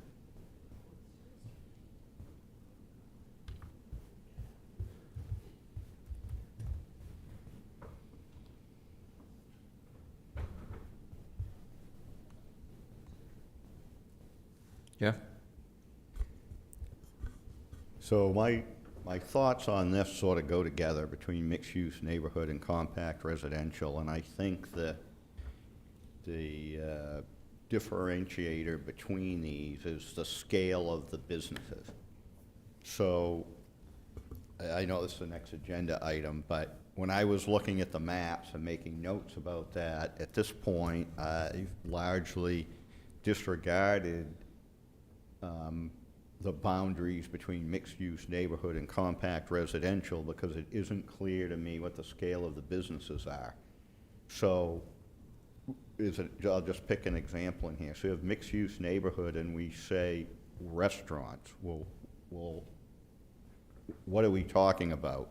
So I'll just use an example out of the current, not that this is a zoning, but this exists in our existing zoning, is you can put up to 30-seat restaurants, no off-street parking required in residential neighborhoods. So I'm not saying that should or shouldn't be in, but we need clarity about the scale of these things, because when I look at this map, if that's the scale we're talking about, there's a lot of places now that are marked mixed-use neighborhood that I don't think that's an appropriate characteristic for that area. So to me, that's the struggle I'm having with mixed-use neighborhood and compact residential is the scale of retail or commercial activity that's allowed in those areas. DeCarlo. So I have a question, and this is the same type of question going down that realm, is that when we're talking about neighborhoods and mixed use and compact residential, those are terms that we've made for this. But I want to ask the direct question of you all, when you're talking about businesses in each of these, is the restaurant on the street itself, or do you envision the businesses to be on the corners of the street? Because those are very different, you know, I just think of DC, where you have restaurants that are literally on the street, and you know, it's small, it's compact, there's a restaurant here, there's a restaurant there, there's houses, there's brownstones, there's whatever have you. And then in other neighborhoods, as you go more deeper into the neighborhood, then it shifts where those businesses start to be those, the corner shops, the corner restaurants, the corner cafes. And do you see a difference between these two zones? Yeah, that's an interesting point. I hadn't thought about mid-street or on the corner, but the scale of it, I think, would change, right? Because to me, let's use restaurant for an example. I think, well, let me go back. In mixed-use neighborhoods, I think the things that we've talked about before are the corner stores or the small, you know, mostly takeout places. They may have a few seats in them that fits in. These are more dense, closer to the core neighborhoods that fits in. So if we just say restaurants, are we talking about an Applebee's in this neighborhood, or are we talking about a Pizza Mart?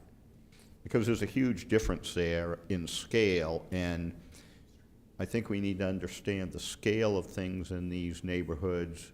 And then this is a really interesting point that DeCarlo's has pointed out is, how do you, once you understand the scale, where do you want to place those in the neighborhood?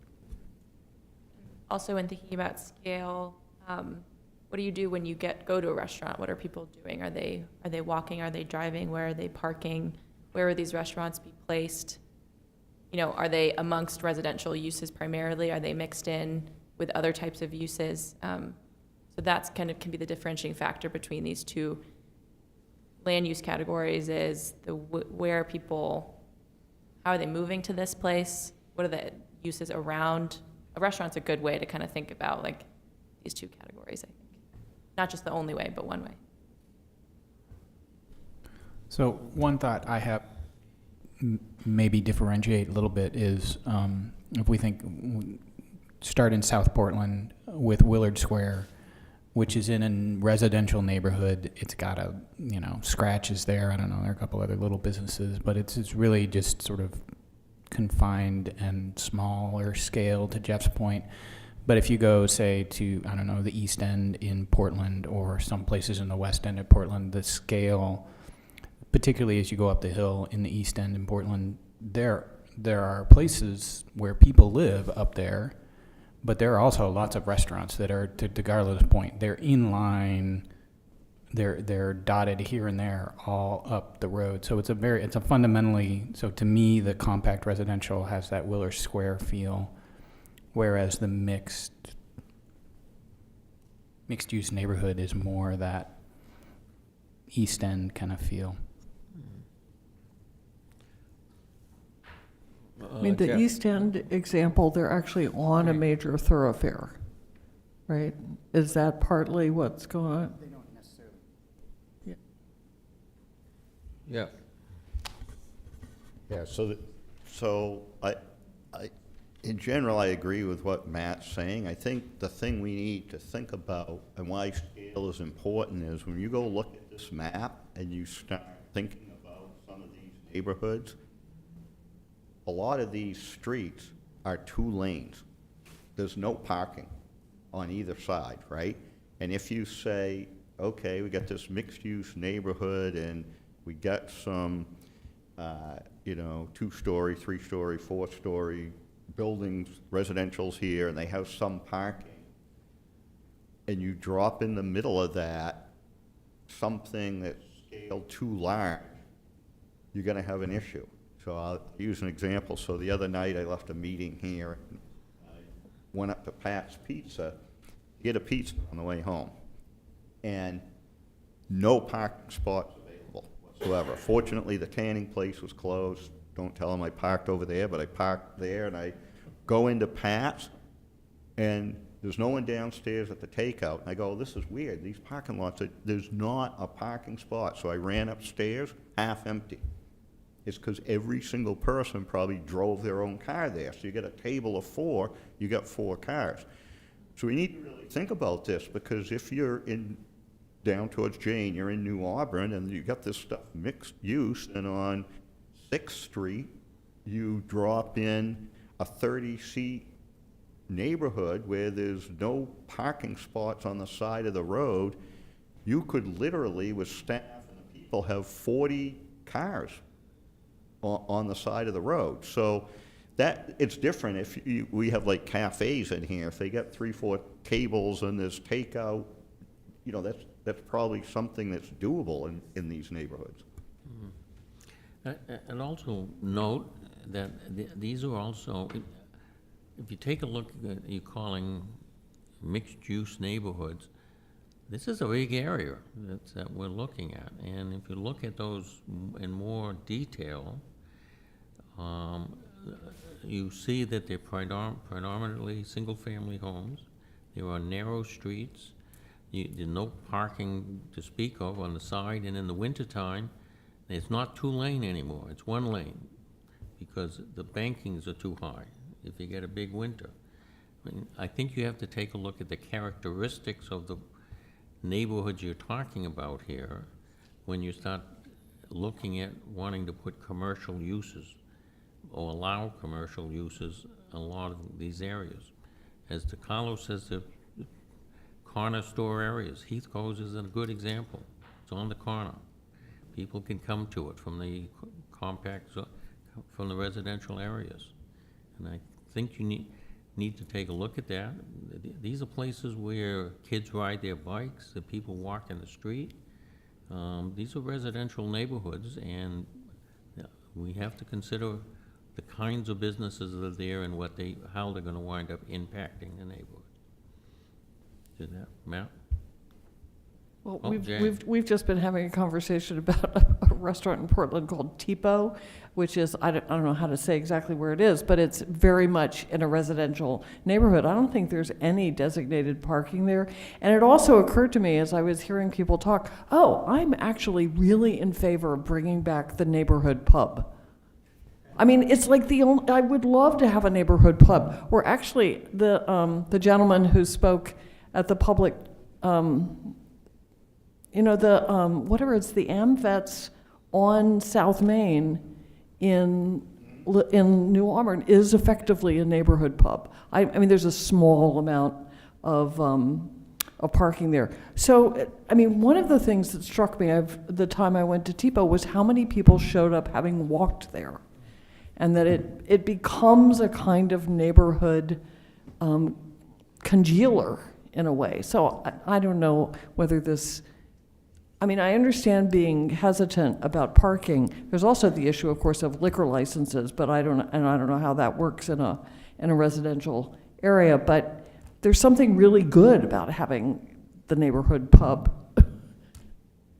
Dana? Yeah, and if I can just add one way that we might differentiate that gets to, I think, to what Jeff and John are both talking about. These areas they're not monolithic, right? So you can actually cite restaurants, and this may be something for the description, you can cite restaurants on the bigger roads, but on the smaller roads that are further back, that's not a place for those.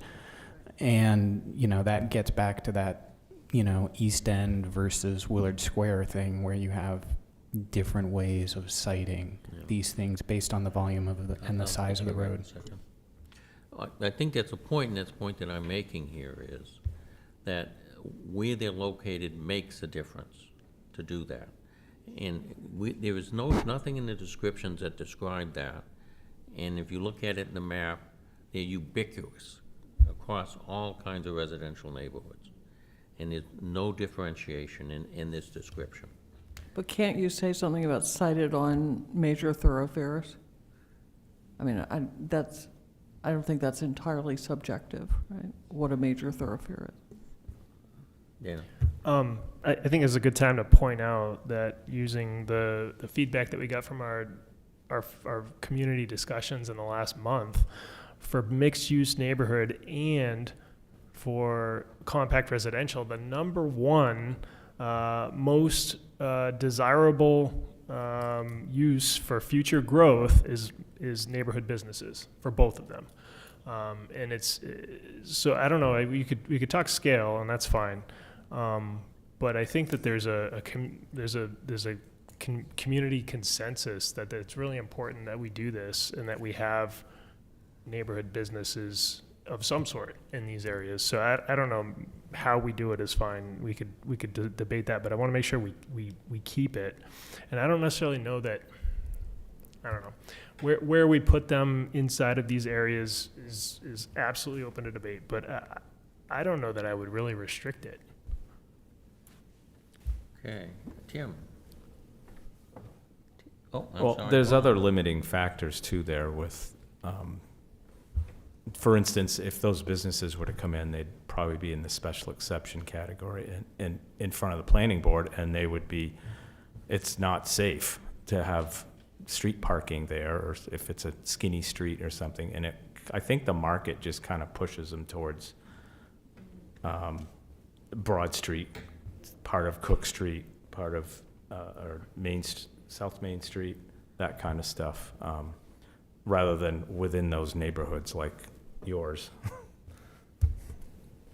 Tim.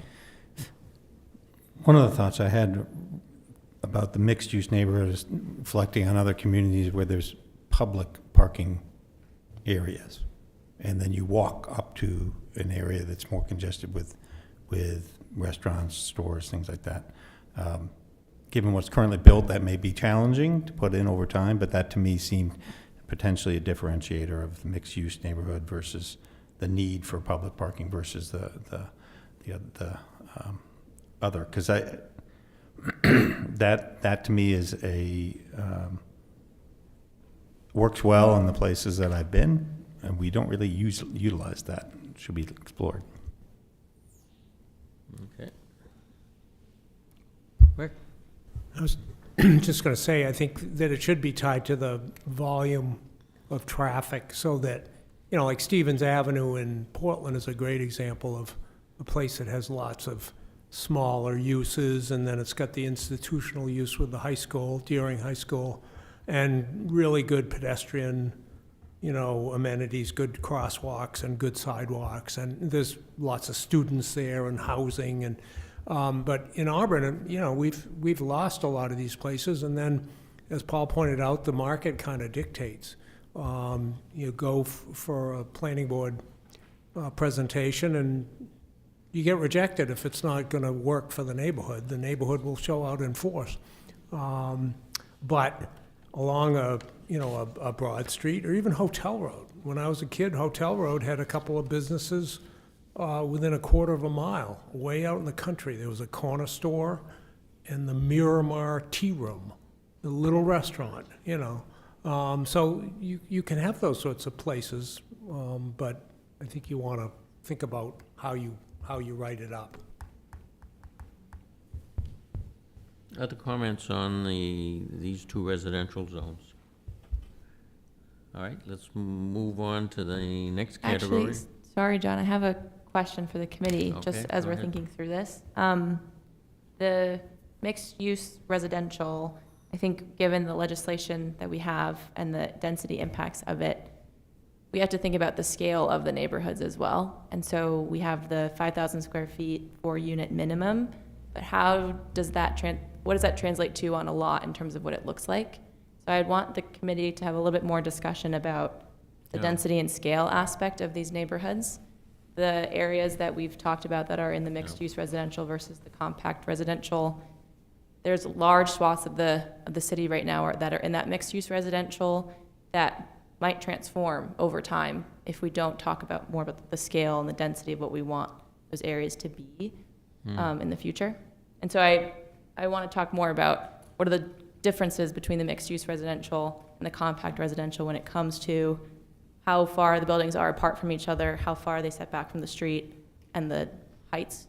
Because I think given our time, we're going to have to look at map changes and then bring to the next meeting. So I want to make sure we have enough information. Yeah. Yeah.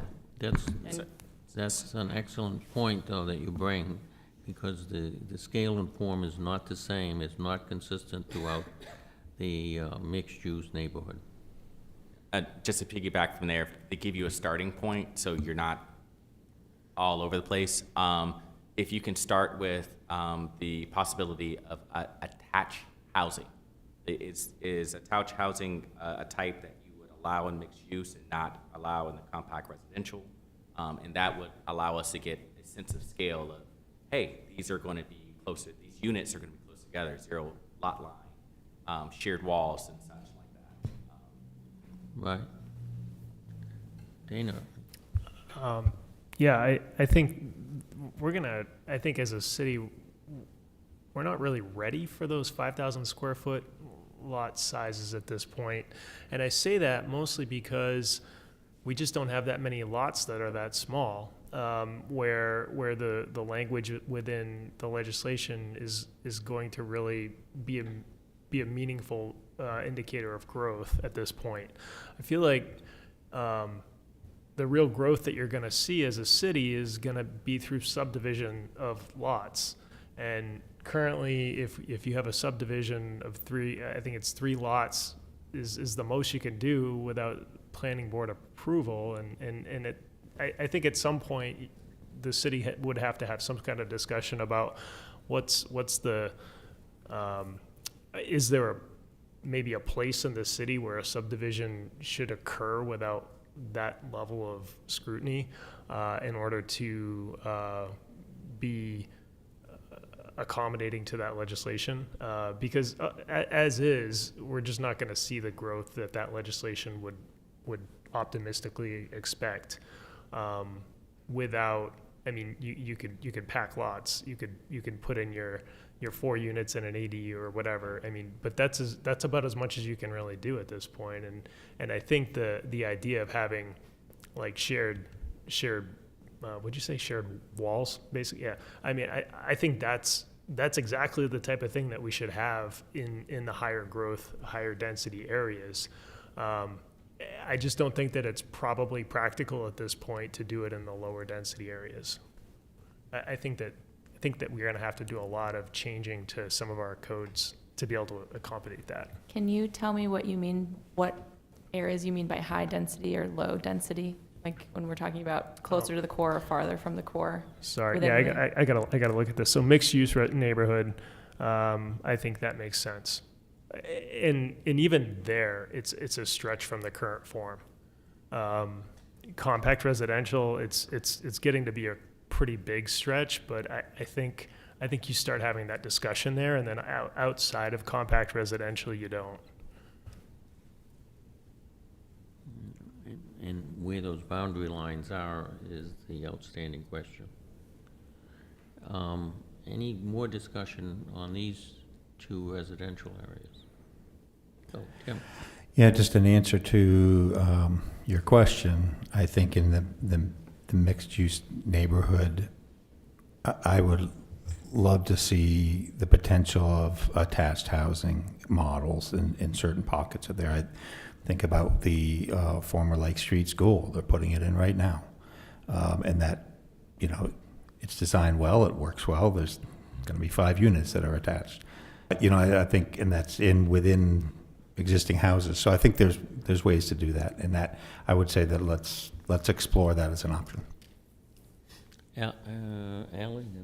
And within these areas too, and still look at height and other things in addition to kind of form and how a building is sited on a lot with those 5,000 square foot lot sizes. So are we talking 1 story, 2 story, 3, 4, and how does that break out between these different areas? Yeah. Mixed use neighborhood versus compact residential. All right, Jeff? Yeah, so I agree with what Ally's saying. I think in large part that's going to occur as you get further out than this. We're still in the growth zone. We're here. So we need to think about this because given the recent legislation, there's very limited tools at our disposal to differentiate as we move from high growth to low growth because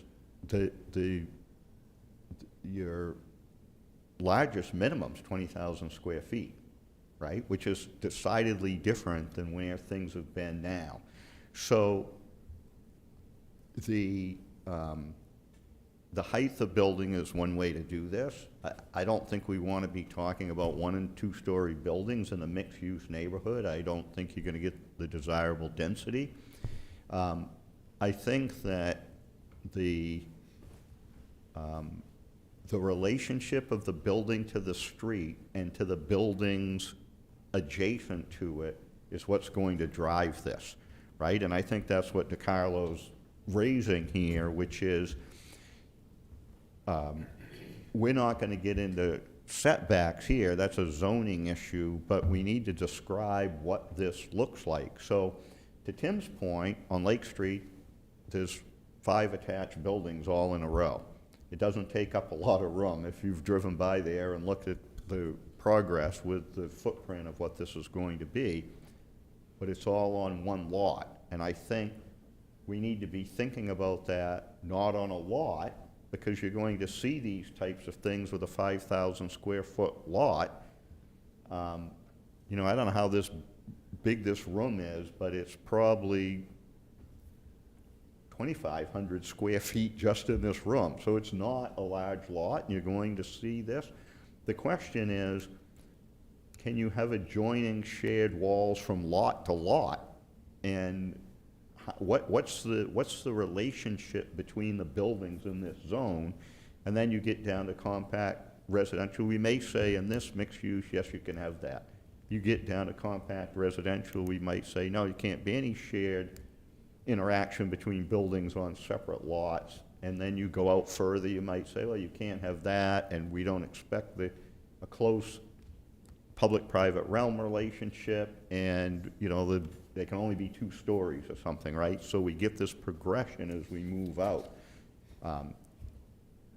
So I think this is a really good point that DeCarlo's raised to talk about in this mixed-use neighborhood.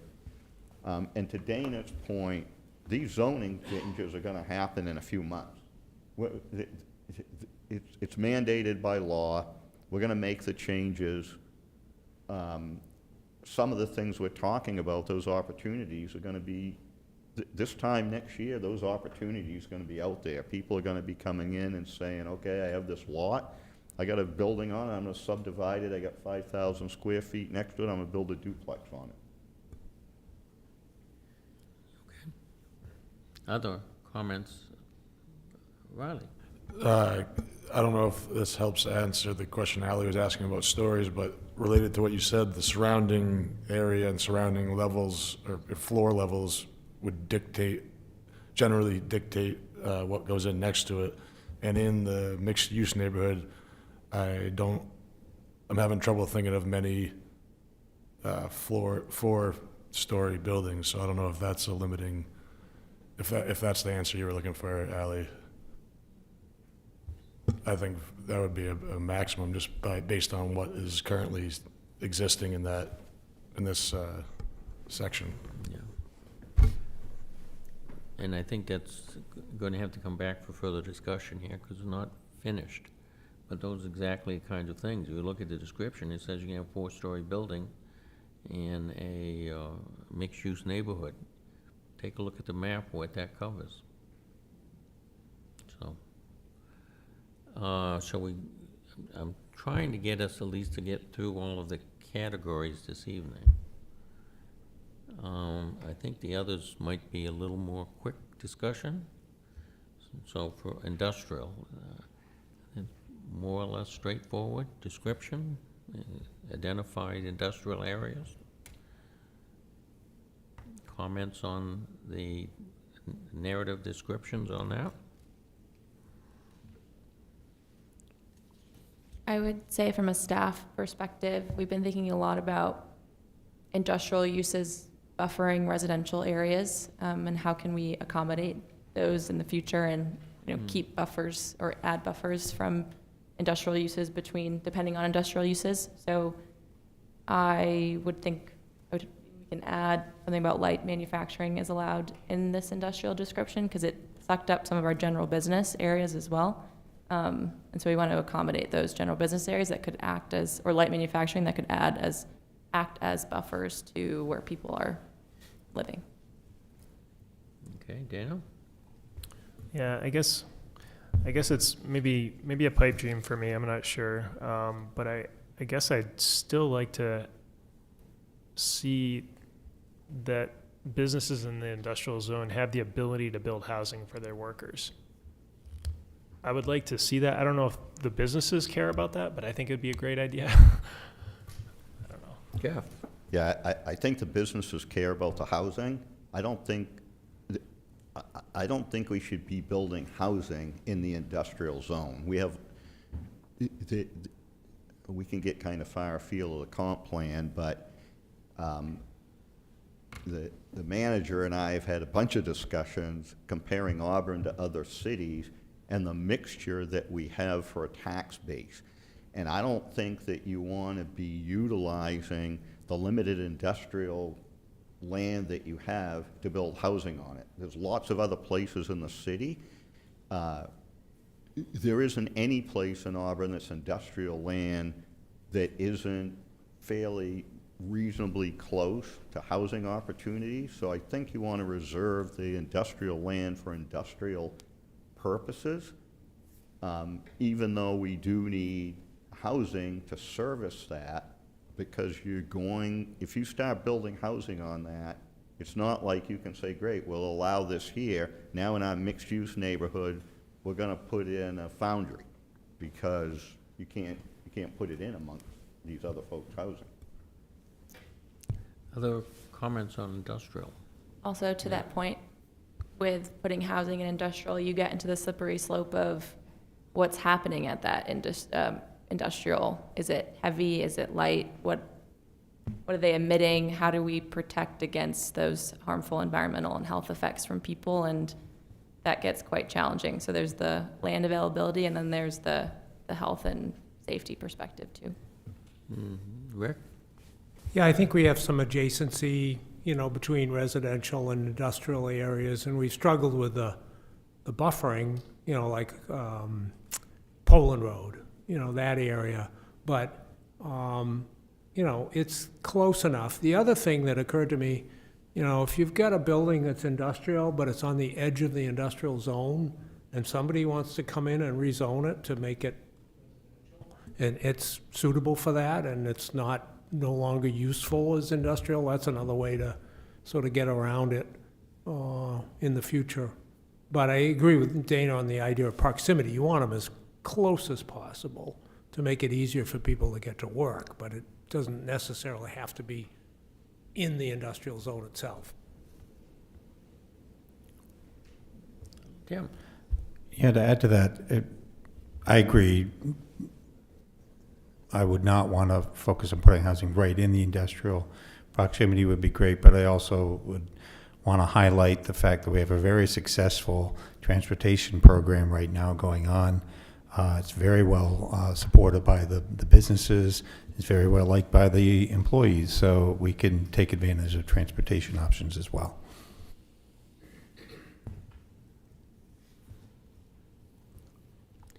Other thoughts on descriptions in industrial? Not seeing any. Let's move to the neighborhood transition.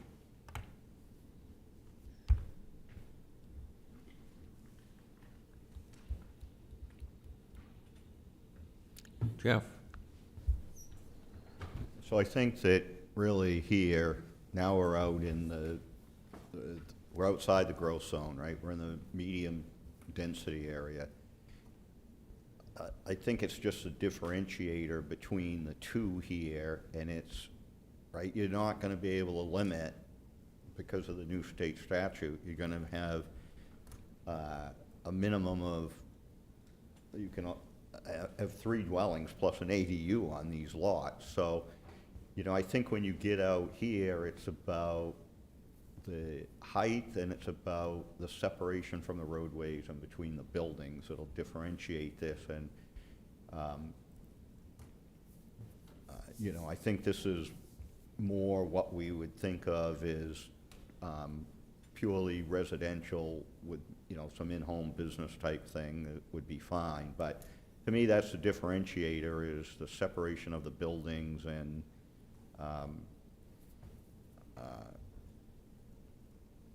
density is going to be really hard to control here because of the new state statute. Other comments? This might be an area too, because this is in an area that is likely bordered in many cases by somewhat higher density on one side, and then on the other side, very low density, like agricultural. So there might want to be a differentiation between the side that abuts more high dense and then sort of transitions down to much more low within that area, acting as as the description is, a transition between higher growth and lower growth.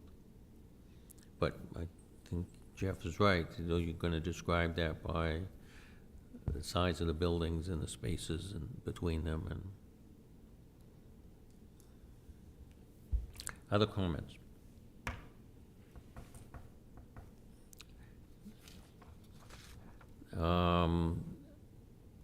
Residential corridors. These are the strips mostly that run out into the rural residential areas. Currently, most of them are zoned rural residential or low-density rural residential.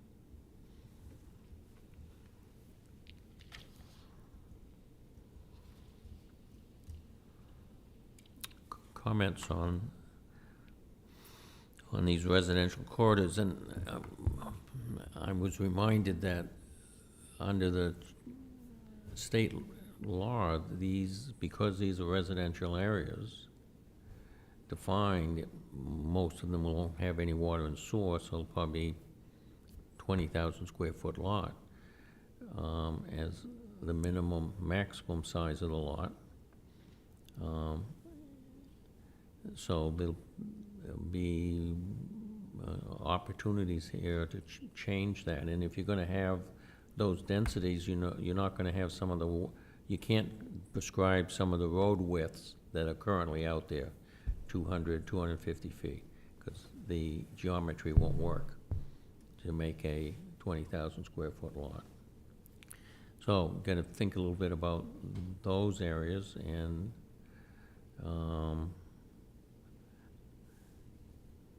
how they might relate to one another.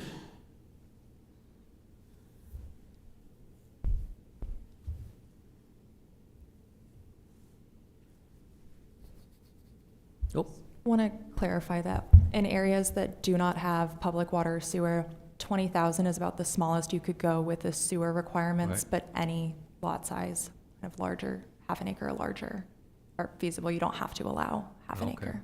all right, if you had sewer. Okay. Ellie, could you say that again? So if there's no public water or public sewer, the state kind of requires the minimum lot size to follow what is allowed in septic law. So that's about 20,000 square feet. That's about the minimum, but you could go a larger minimum lot size. There's no restriction on what you have to allow. Yeah, if it's in the growth area. Outside. No, Jeff? Outside of the growth area with no water, no sewer. It's about the 20,000 is small. Jeff? Yeah, so this is outside the growth area, and in these two categories, there's no water and public water or public sewer in any of these, so it's 20,000 square feet in this area would be the minimum lot size. You can't require more, they can have more than that, but you can't require more than that. Right. And the number of units that you could get on it would depend on being able to have a septic system that would support multiple buildings.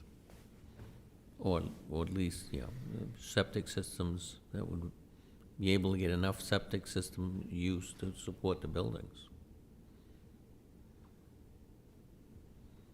Matt? So just thinking about commercial uses, give an example, because it's actually already exists, is the donut place, what's it called, up on Perkins Ridge? Drawing a blank. Wallingford's, yeah. It just is Walling, like, is this description consistent with a Wallingford type thing? Because I think in these strip zones, is that something we want? At the one of the visioning workshops, I was at the farmer table, and that was something they were actually very interested in, so that's why I asked. If I remember correctly, I think it describes farming as one of the uses out in that zone. Can someone describe what Wallingford's is like? What's that area like? Just gonna say, How does it's it a make you farm, feel?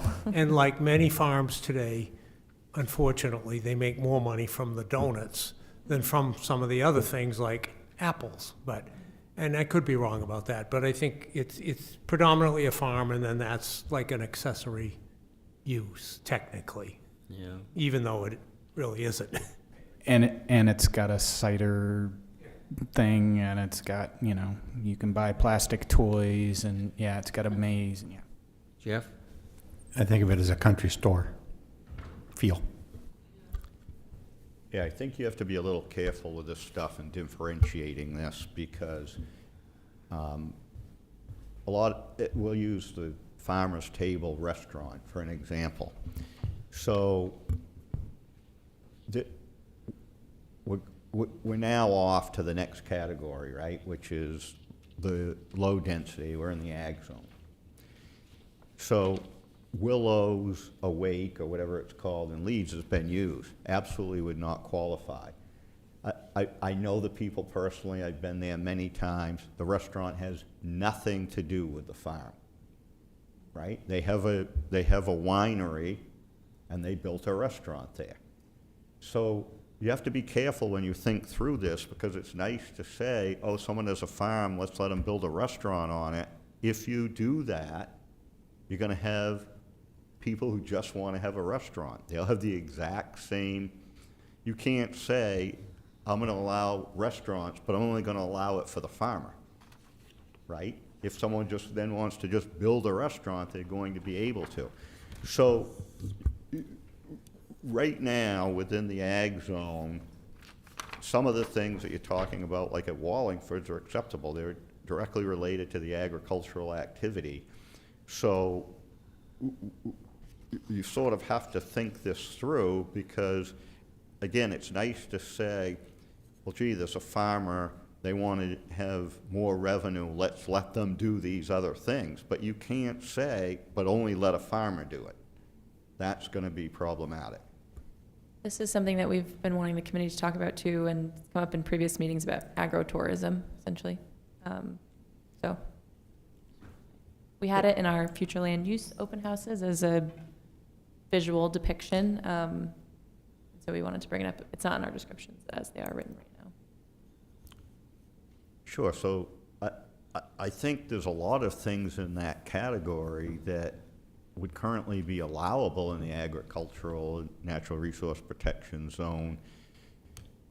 We just have to be careful how we think about this. Yeah. Well, this is the corridor zone specifically, the rural residential strips, which is a little different than the ag zone. Right, except that, yeah, I agree that it is. They extend out in, those strips are all areas that had residential construction in the ag zone. That's where those are.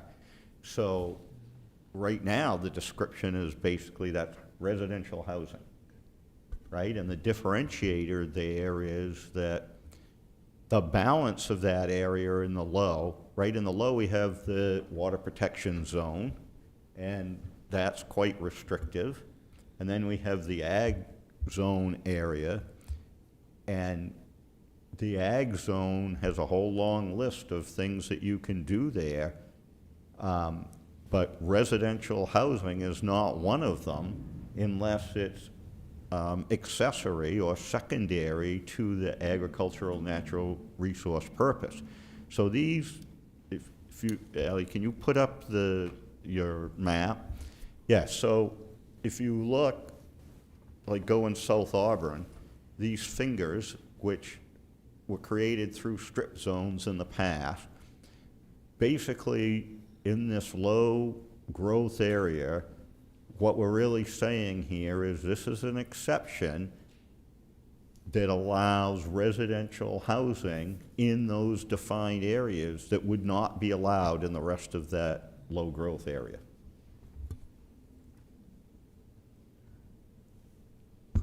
Can I just ask one question? I'm from rural places, from farm places. Where in these areas, where are your churches and your schools? Where what? Yeah, where are your churches and your schools? Are they envisioned not to be in any of the ag places at all? Or? In which area are you talking about? This? Well, you have really big swaths of like your rural areas, and traditionally, from a rural place, you at least have a church somewhere. But in here, we're saying no churches, no schools. Yeah, there's no schools in these areas. There may be a couple churches, small churches in these areas that are pre-existing. Yeah, there's the one in West Auburn for sure. The Penley Corner Church too. Yeah, and reason I bring that up because churches they're not ag, but there's a use that people do the same way that veterinary services or. Yeah, so some of those things are, there's a list of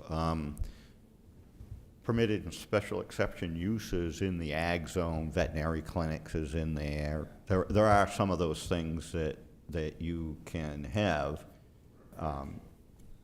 we have Grange halls. And the interesting thing with Grange halls is, you know, they're related to farming uses in the past. They're more social places now. And the ones that die off sometimes get turned into housing.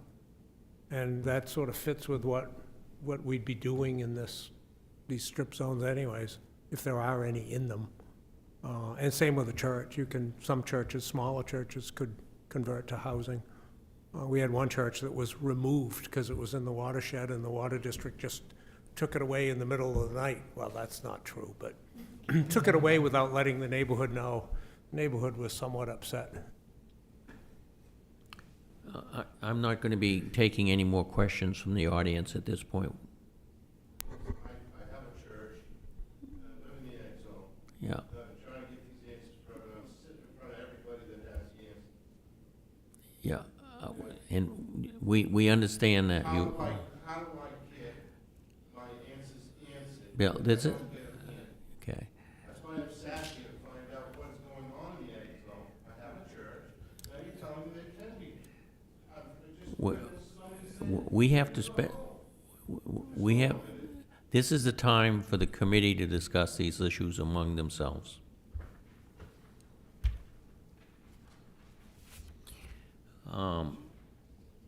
So any more comments in regards to these rural strips? Would agritourism be allowed in this moderate density, in the moderate density Well- categories in any of the areas? Define it. The country store or something that you would, so we're saying no. Or Not- wedding, not if the someone way- wanted a wedding at their, have a barn wedding. Things that, I think Becky brought this up in previous meetings, like experiences that people can have, rural experiences that people can have is how I would define agro-tourism. Are bed and breakfasts allowed in bed and breakfast? I mean, that seems like ecotourism. Do you want it to be? Because I think that's the discussion we're having, right? I think that there's, one of my favorite places to go in Pennsylvania is right in the middle of farmland. And the place that I stay is a hotel that's surrounded by farmland. And so, so when you mentioned that, I'm like, yeah, that's that tourism piece, right? There's an opportunity there that could be beneficial, that controls it in some way, but allows it to be able to expand on something else. I think the mayor's correct when you look at some of these locations. It's not an accessory, it's the primary. And is that okay? And I think that's, if it's in the strip, I think that's what the conversation is, right? As long as it's staying in that strip, could it be more than just residential? Our descriptions right now in neighborhood transition, I think it includes recreation businesses, home-based businesses, and low-intensity neighborhood scale businesses. Is the committee comfortable with our neighborhood transition areas having that? Those are our buffers between it's the residential corridors that we're talking about right now. No. You're talking about two different things. Mm-hmm. So they're talking, keep going down. About the corridors. It's the last one. It's not the transition's in brown on there. I'm just making sure we closed the book on neighborhood transition land uses. Okay. So it's the next one, whatever the name of it is, after that. Residential corridors. Right. So this is a bigger policy discussion, right? Because today, in effect, what those are is areas within the ag zone in which, for the ag zone, that are major streets, right? That we would think of them as major streets in the terms of Auburn, but in the ag zone, for which housing's allowed along that. So the question that's being raised isn't about these residential corridors. It's about a significant policy change about what you allow in the ag zone, because again, you don't have the ability to say, I'm going to allow a hotel because I think it's cool on somebody's farm, but I'm gonna tell someone who just wants to build a hotel out here that they can't build it. You can't do that. You can't pick and choose and say, because I farm, I can have a hotel, but if I don't, I can't. And the bigger issue about this area beyond agriculture is the sprawl. I'll remind people, when we were talking about this ag zone over the last 5 years, that at one point, there was a significant discussion of down on the New Gloucester line building, Phil will remember how many, 600 houses or something. The staff report that came back said it was going to cost $1.86 in property taxes to support that sprawl for every dollar of revenue that was taken in. So we really need to think this through, because I don't see a situation where the general population of Auburn wants to have a very significant property tax increase to support someone else's sprawl out in this area. So it's not just that this is ag and natural resource uses, it's just that because of the large land size of Auburn, this is and this is how it started out. Right? Rick and I have had conversations about this. This all started out back in the 60s as an anti-sprawl measure, is really what it was.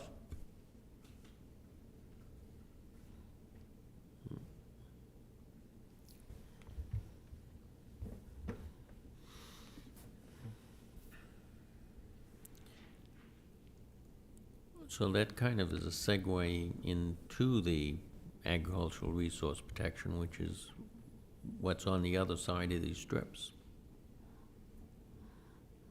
And you have the description before you. The only point I might make in the description is to clarify that residential structures in the agricultural resource protection is a secondary use to farming or natural resource recreational use. And you have to have the primary use first. If you don't have the primary use, housing is not permitted.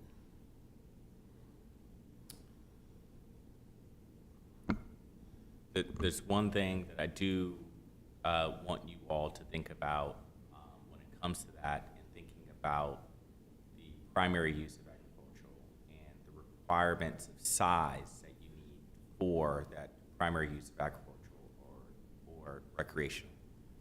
If you make that size too large, then essentially you are barring for the smaller uses of smaller lots. And so just keep that in mind. That was, yes, we considered it for months and discussed it for months. And the language says it has to be a bona fide farming use. A bona fide is an understood term that it is consistent with legitimate activity for farming. Now, farming can be of much different sizes. They can be very small, but the use by the owners is that they're making a significant effort, investment, and time towards the farming. Doesn't have to be 100%, but it has to be bona fide in that it's consistent with the definition that what you're doing is farming. You're not raising 2 tomato plants and calling that farming. So And that's bona fide. I'm totally on the same page. It's more of thinking about your geographic locations, and some locations near your Lake Auburn area are currently zoned agricultural. Mm-hmm. However, there's 1 or 2 parcels that are close to water and sewer. And so then you have the state standards then overlapping, saying that the size of the lots are much smaller. However, if you then require the ag use to be primary, then essentially you would have a recreational use on a 10,000 acre lot, and that being primary versus accessory. And so that's what, it's not about the the description. It's more of being thoughtful of where you're placing that description on physical land because of the requirements from the state. Out in the hinterlands, it totally fine, but I'm just thinking of places near the Lake Auburn watershed or just outside that watershed, so it doesn't get the protections of being exempt. And it's essentially on the right side we looked at today, and I was like, okay, well, what would you all want that place to be because of the state restrictions? In the agricultural zone you're talking about? Yeah, just thinking, this is like piggybacking off your next discussion, Yeah. with where that's going. It's more of, yeah. Yeah, Jeff? Is this the area that you guys are talking about? Yes. Okay, so I would look at this the other way around. I wouldn't look at this to say, well, somebody decided to move the agricultural zone down there, but for the fact that water and sewer line happened to extend up there because there was a bunch of existing housing, it'd be ag land. Yeah. Yeah, and there's a distinction between the drinking water protection ag area and the rest of the ag area. They're Absolutely. They're different standards required. In fact, in the watershed protection district, you can't build a farmhouse, whether or not you're farming it. And it's all related to the protection of the drinking water source for this area. Absolutely. But, you know, that leads into the description of that. I mean, there's substantial housing existing already in there, primarily all single-family on larger lots there. And so the description suggests that it would be very limited additional. And then the ordinance actually says, puts a cap both annually and over a 20-year period on how much you can develop. And in state law, this area is exempt from the state law.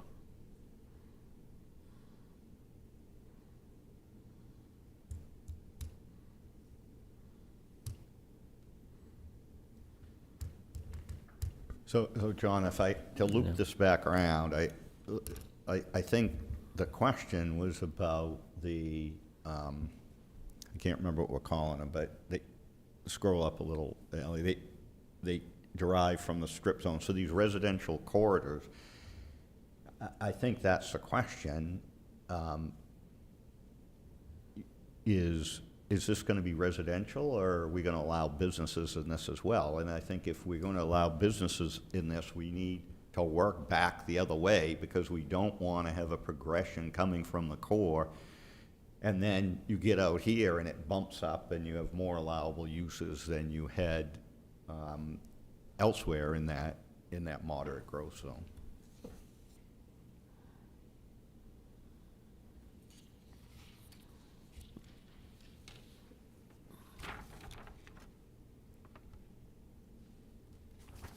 So those are the two least, the lowest growth is in the drinking water protection area in the agricultural zone.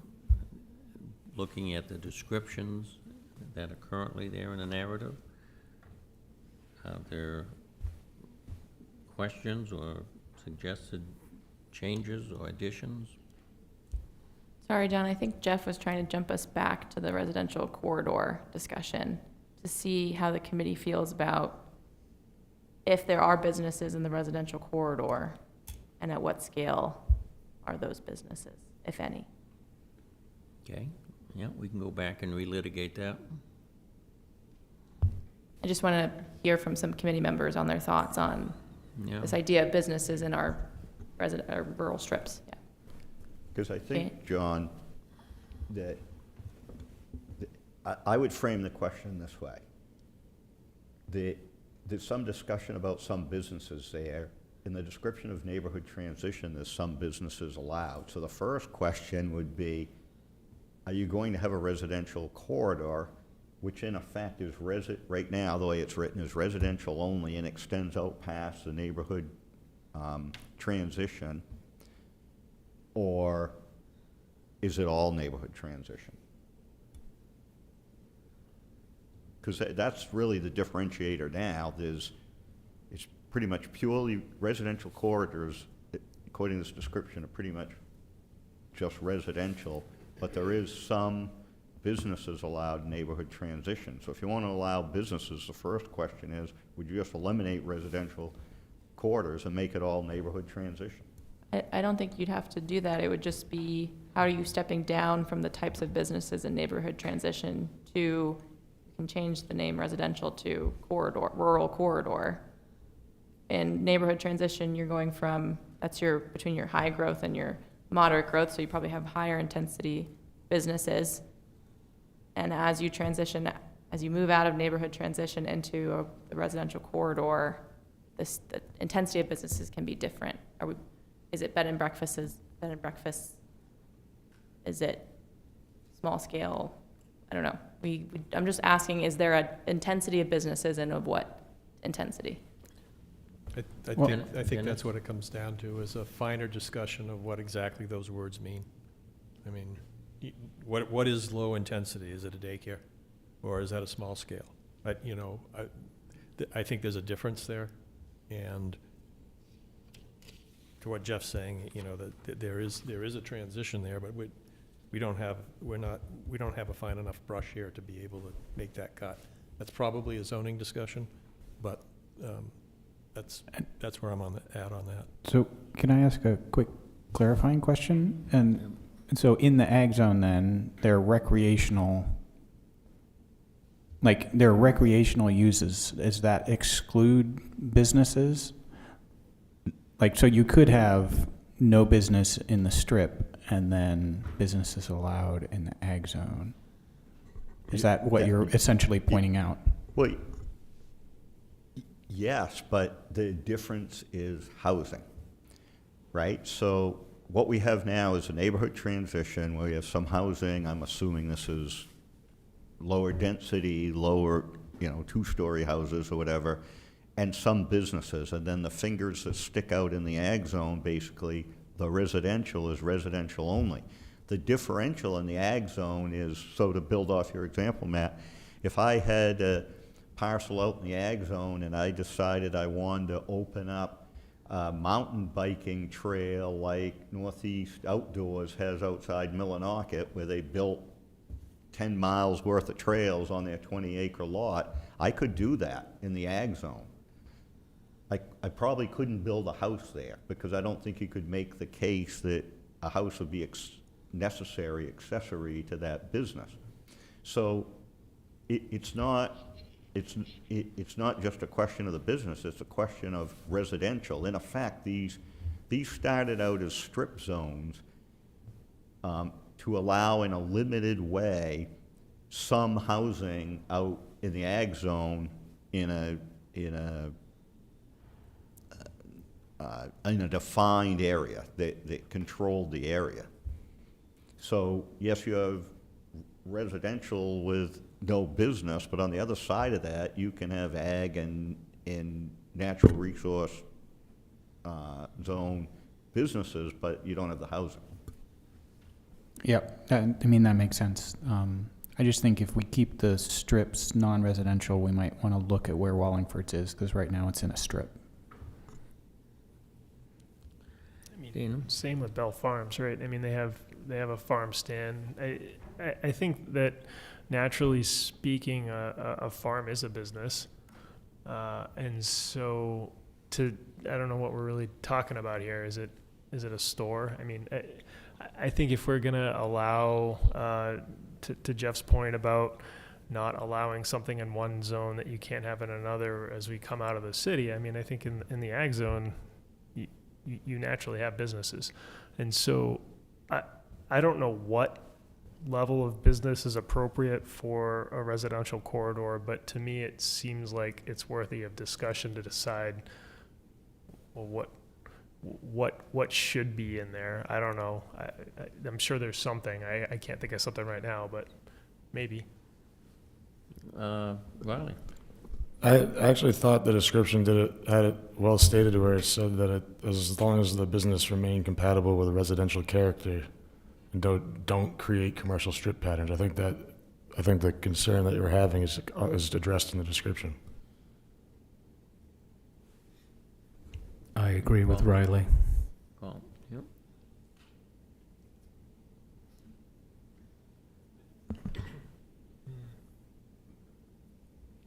Sorry to bring this up, but every year on my daughter's birthday and Memorial Day, we go camping. And one is on a man-made lake, and one is just camping. We rent out a cabin or whatever have you. They have a store that's a part of it, and that's it. We go there because we're surrounded by nature. But the intensity of that use, me being a planner, there's 100 log cabins there. And so we really do want to get at the intensity of the use, because if you're saying that it needs to be some like recreational, that's recreational, that's natural resource tourism, basically. And so with the intensity of that, right, that's a different thing than residential homes. However, you are essentially making dwelling units in places where people are doing seasonally. Being in Maine, you will have your summer season, and then you will also have your winter season, all year round tourism. And so I want you all to think about that as well as the size of camps that you might think of being in these areas. And so it's not traditional development, but those areas those will be developed, and I could see people getting around by using that type of definition. So my advice to the committee would be, what's in low density, you leave it as it is. Literally, thousands of hours have been spent over the last 5 or 6, thousands of hours. Yeah.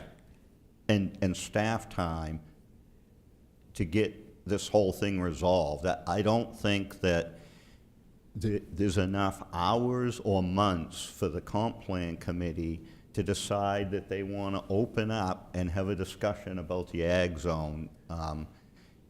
I think it is what it is, and I think that these medium density transitional areas, we can talk about what those are, but we'll be here for 2-3 years if we're going to open up the ag zone discussion.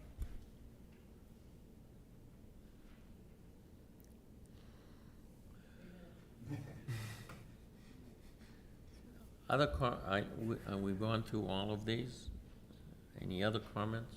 We have residential corridor as the description. When we bring this back to the committee next meeting, is this description appropriate for what you would like to see in this residential kind of corridor area? Is residential adequate? Just want to make sure that we have a clear answer on what updates need to be made.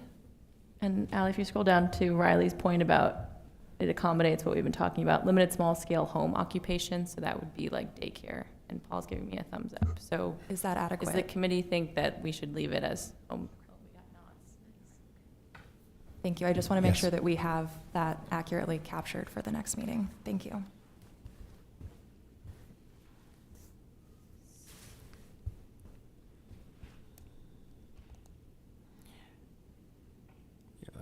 I think those were all residential areas of this for a long time, and the reason that they were there is that folks wanted an opportunity to build housing there.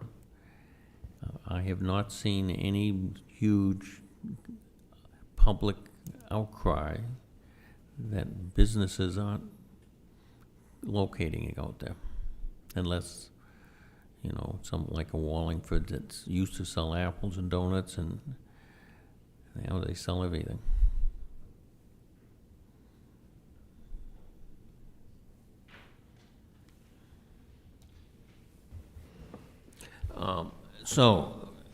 Looking at the time, it's almost 9 o'clock. I think that's probably time to adjourn. We'll come back on, let's see, we'll be having 2 meetings in May, you probably noted.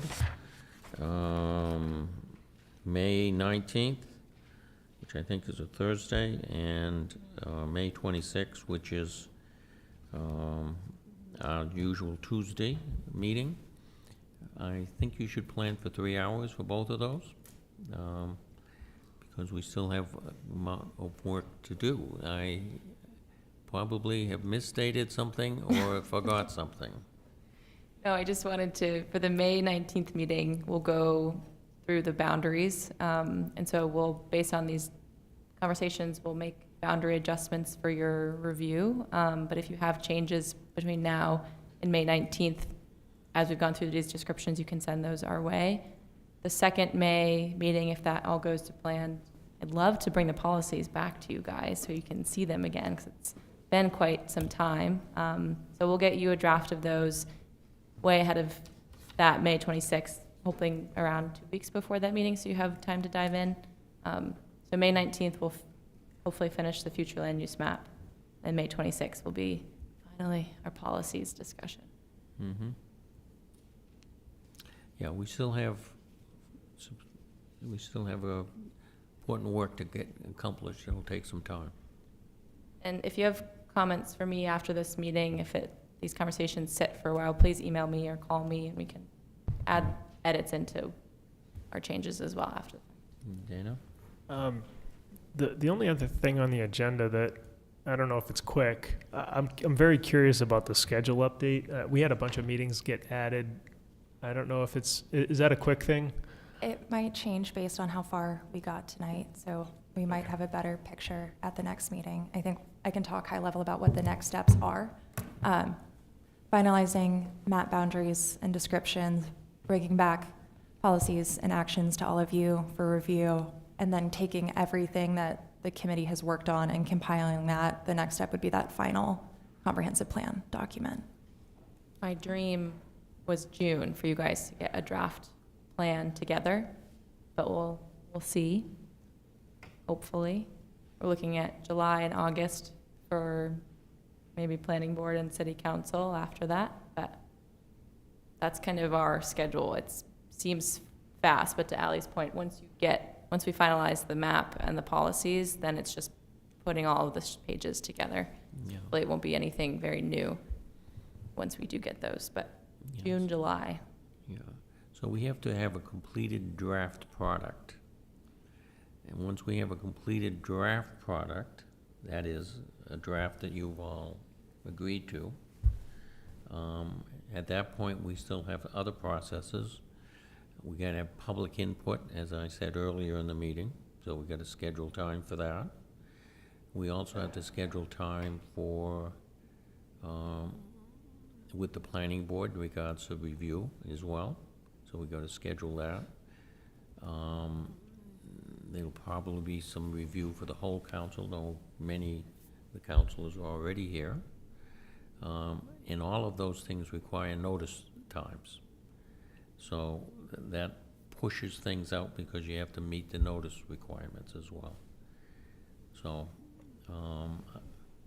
I hope most of you are available through most of the summer. But I'm still very much wanting to push this faster rather than lower. But I don't want to put limits on your discussions either. Any other questions about the agenda? Just a final thought, huge thank you to this group and to the staff preparing. I think this was a really good discussion. Longer than probably any of us were hoping, but I think really important and really valuable. I appreciated everyone's comments and thoughts. Yeah, the staff has been doing lots of consultants, our staff. Carlo's up to his knees already in it here. And Phil and his staff has had lots of hours having input into this, which is much appreciated. It's been very useful discussion. The end result, of course, let's always remember, we want a product that's actually functionally usable and will be used. Otherwise than that, we've created a novel that nobody will read.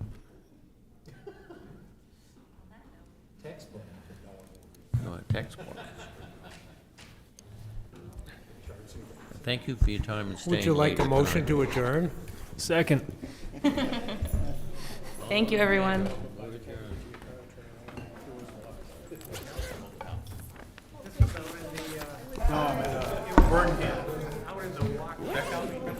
Yeah. Oh, no kidding. Where is it?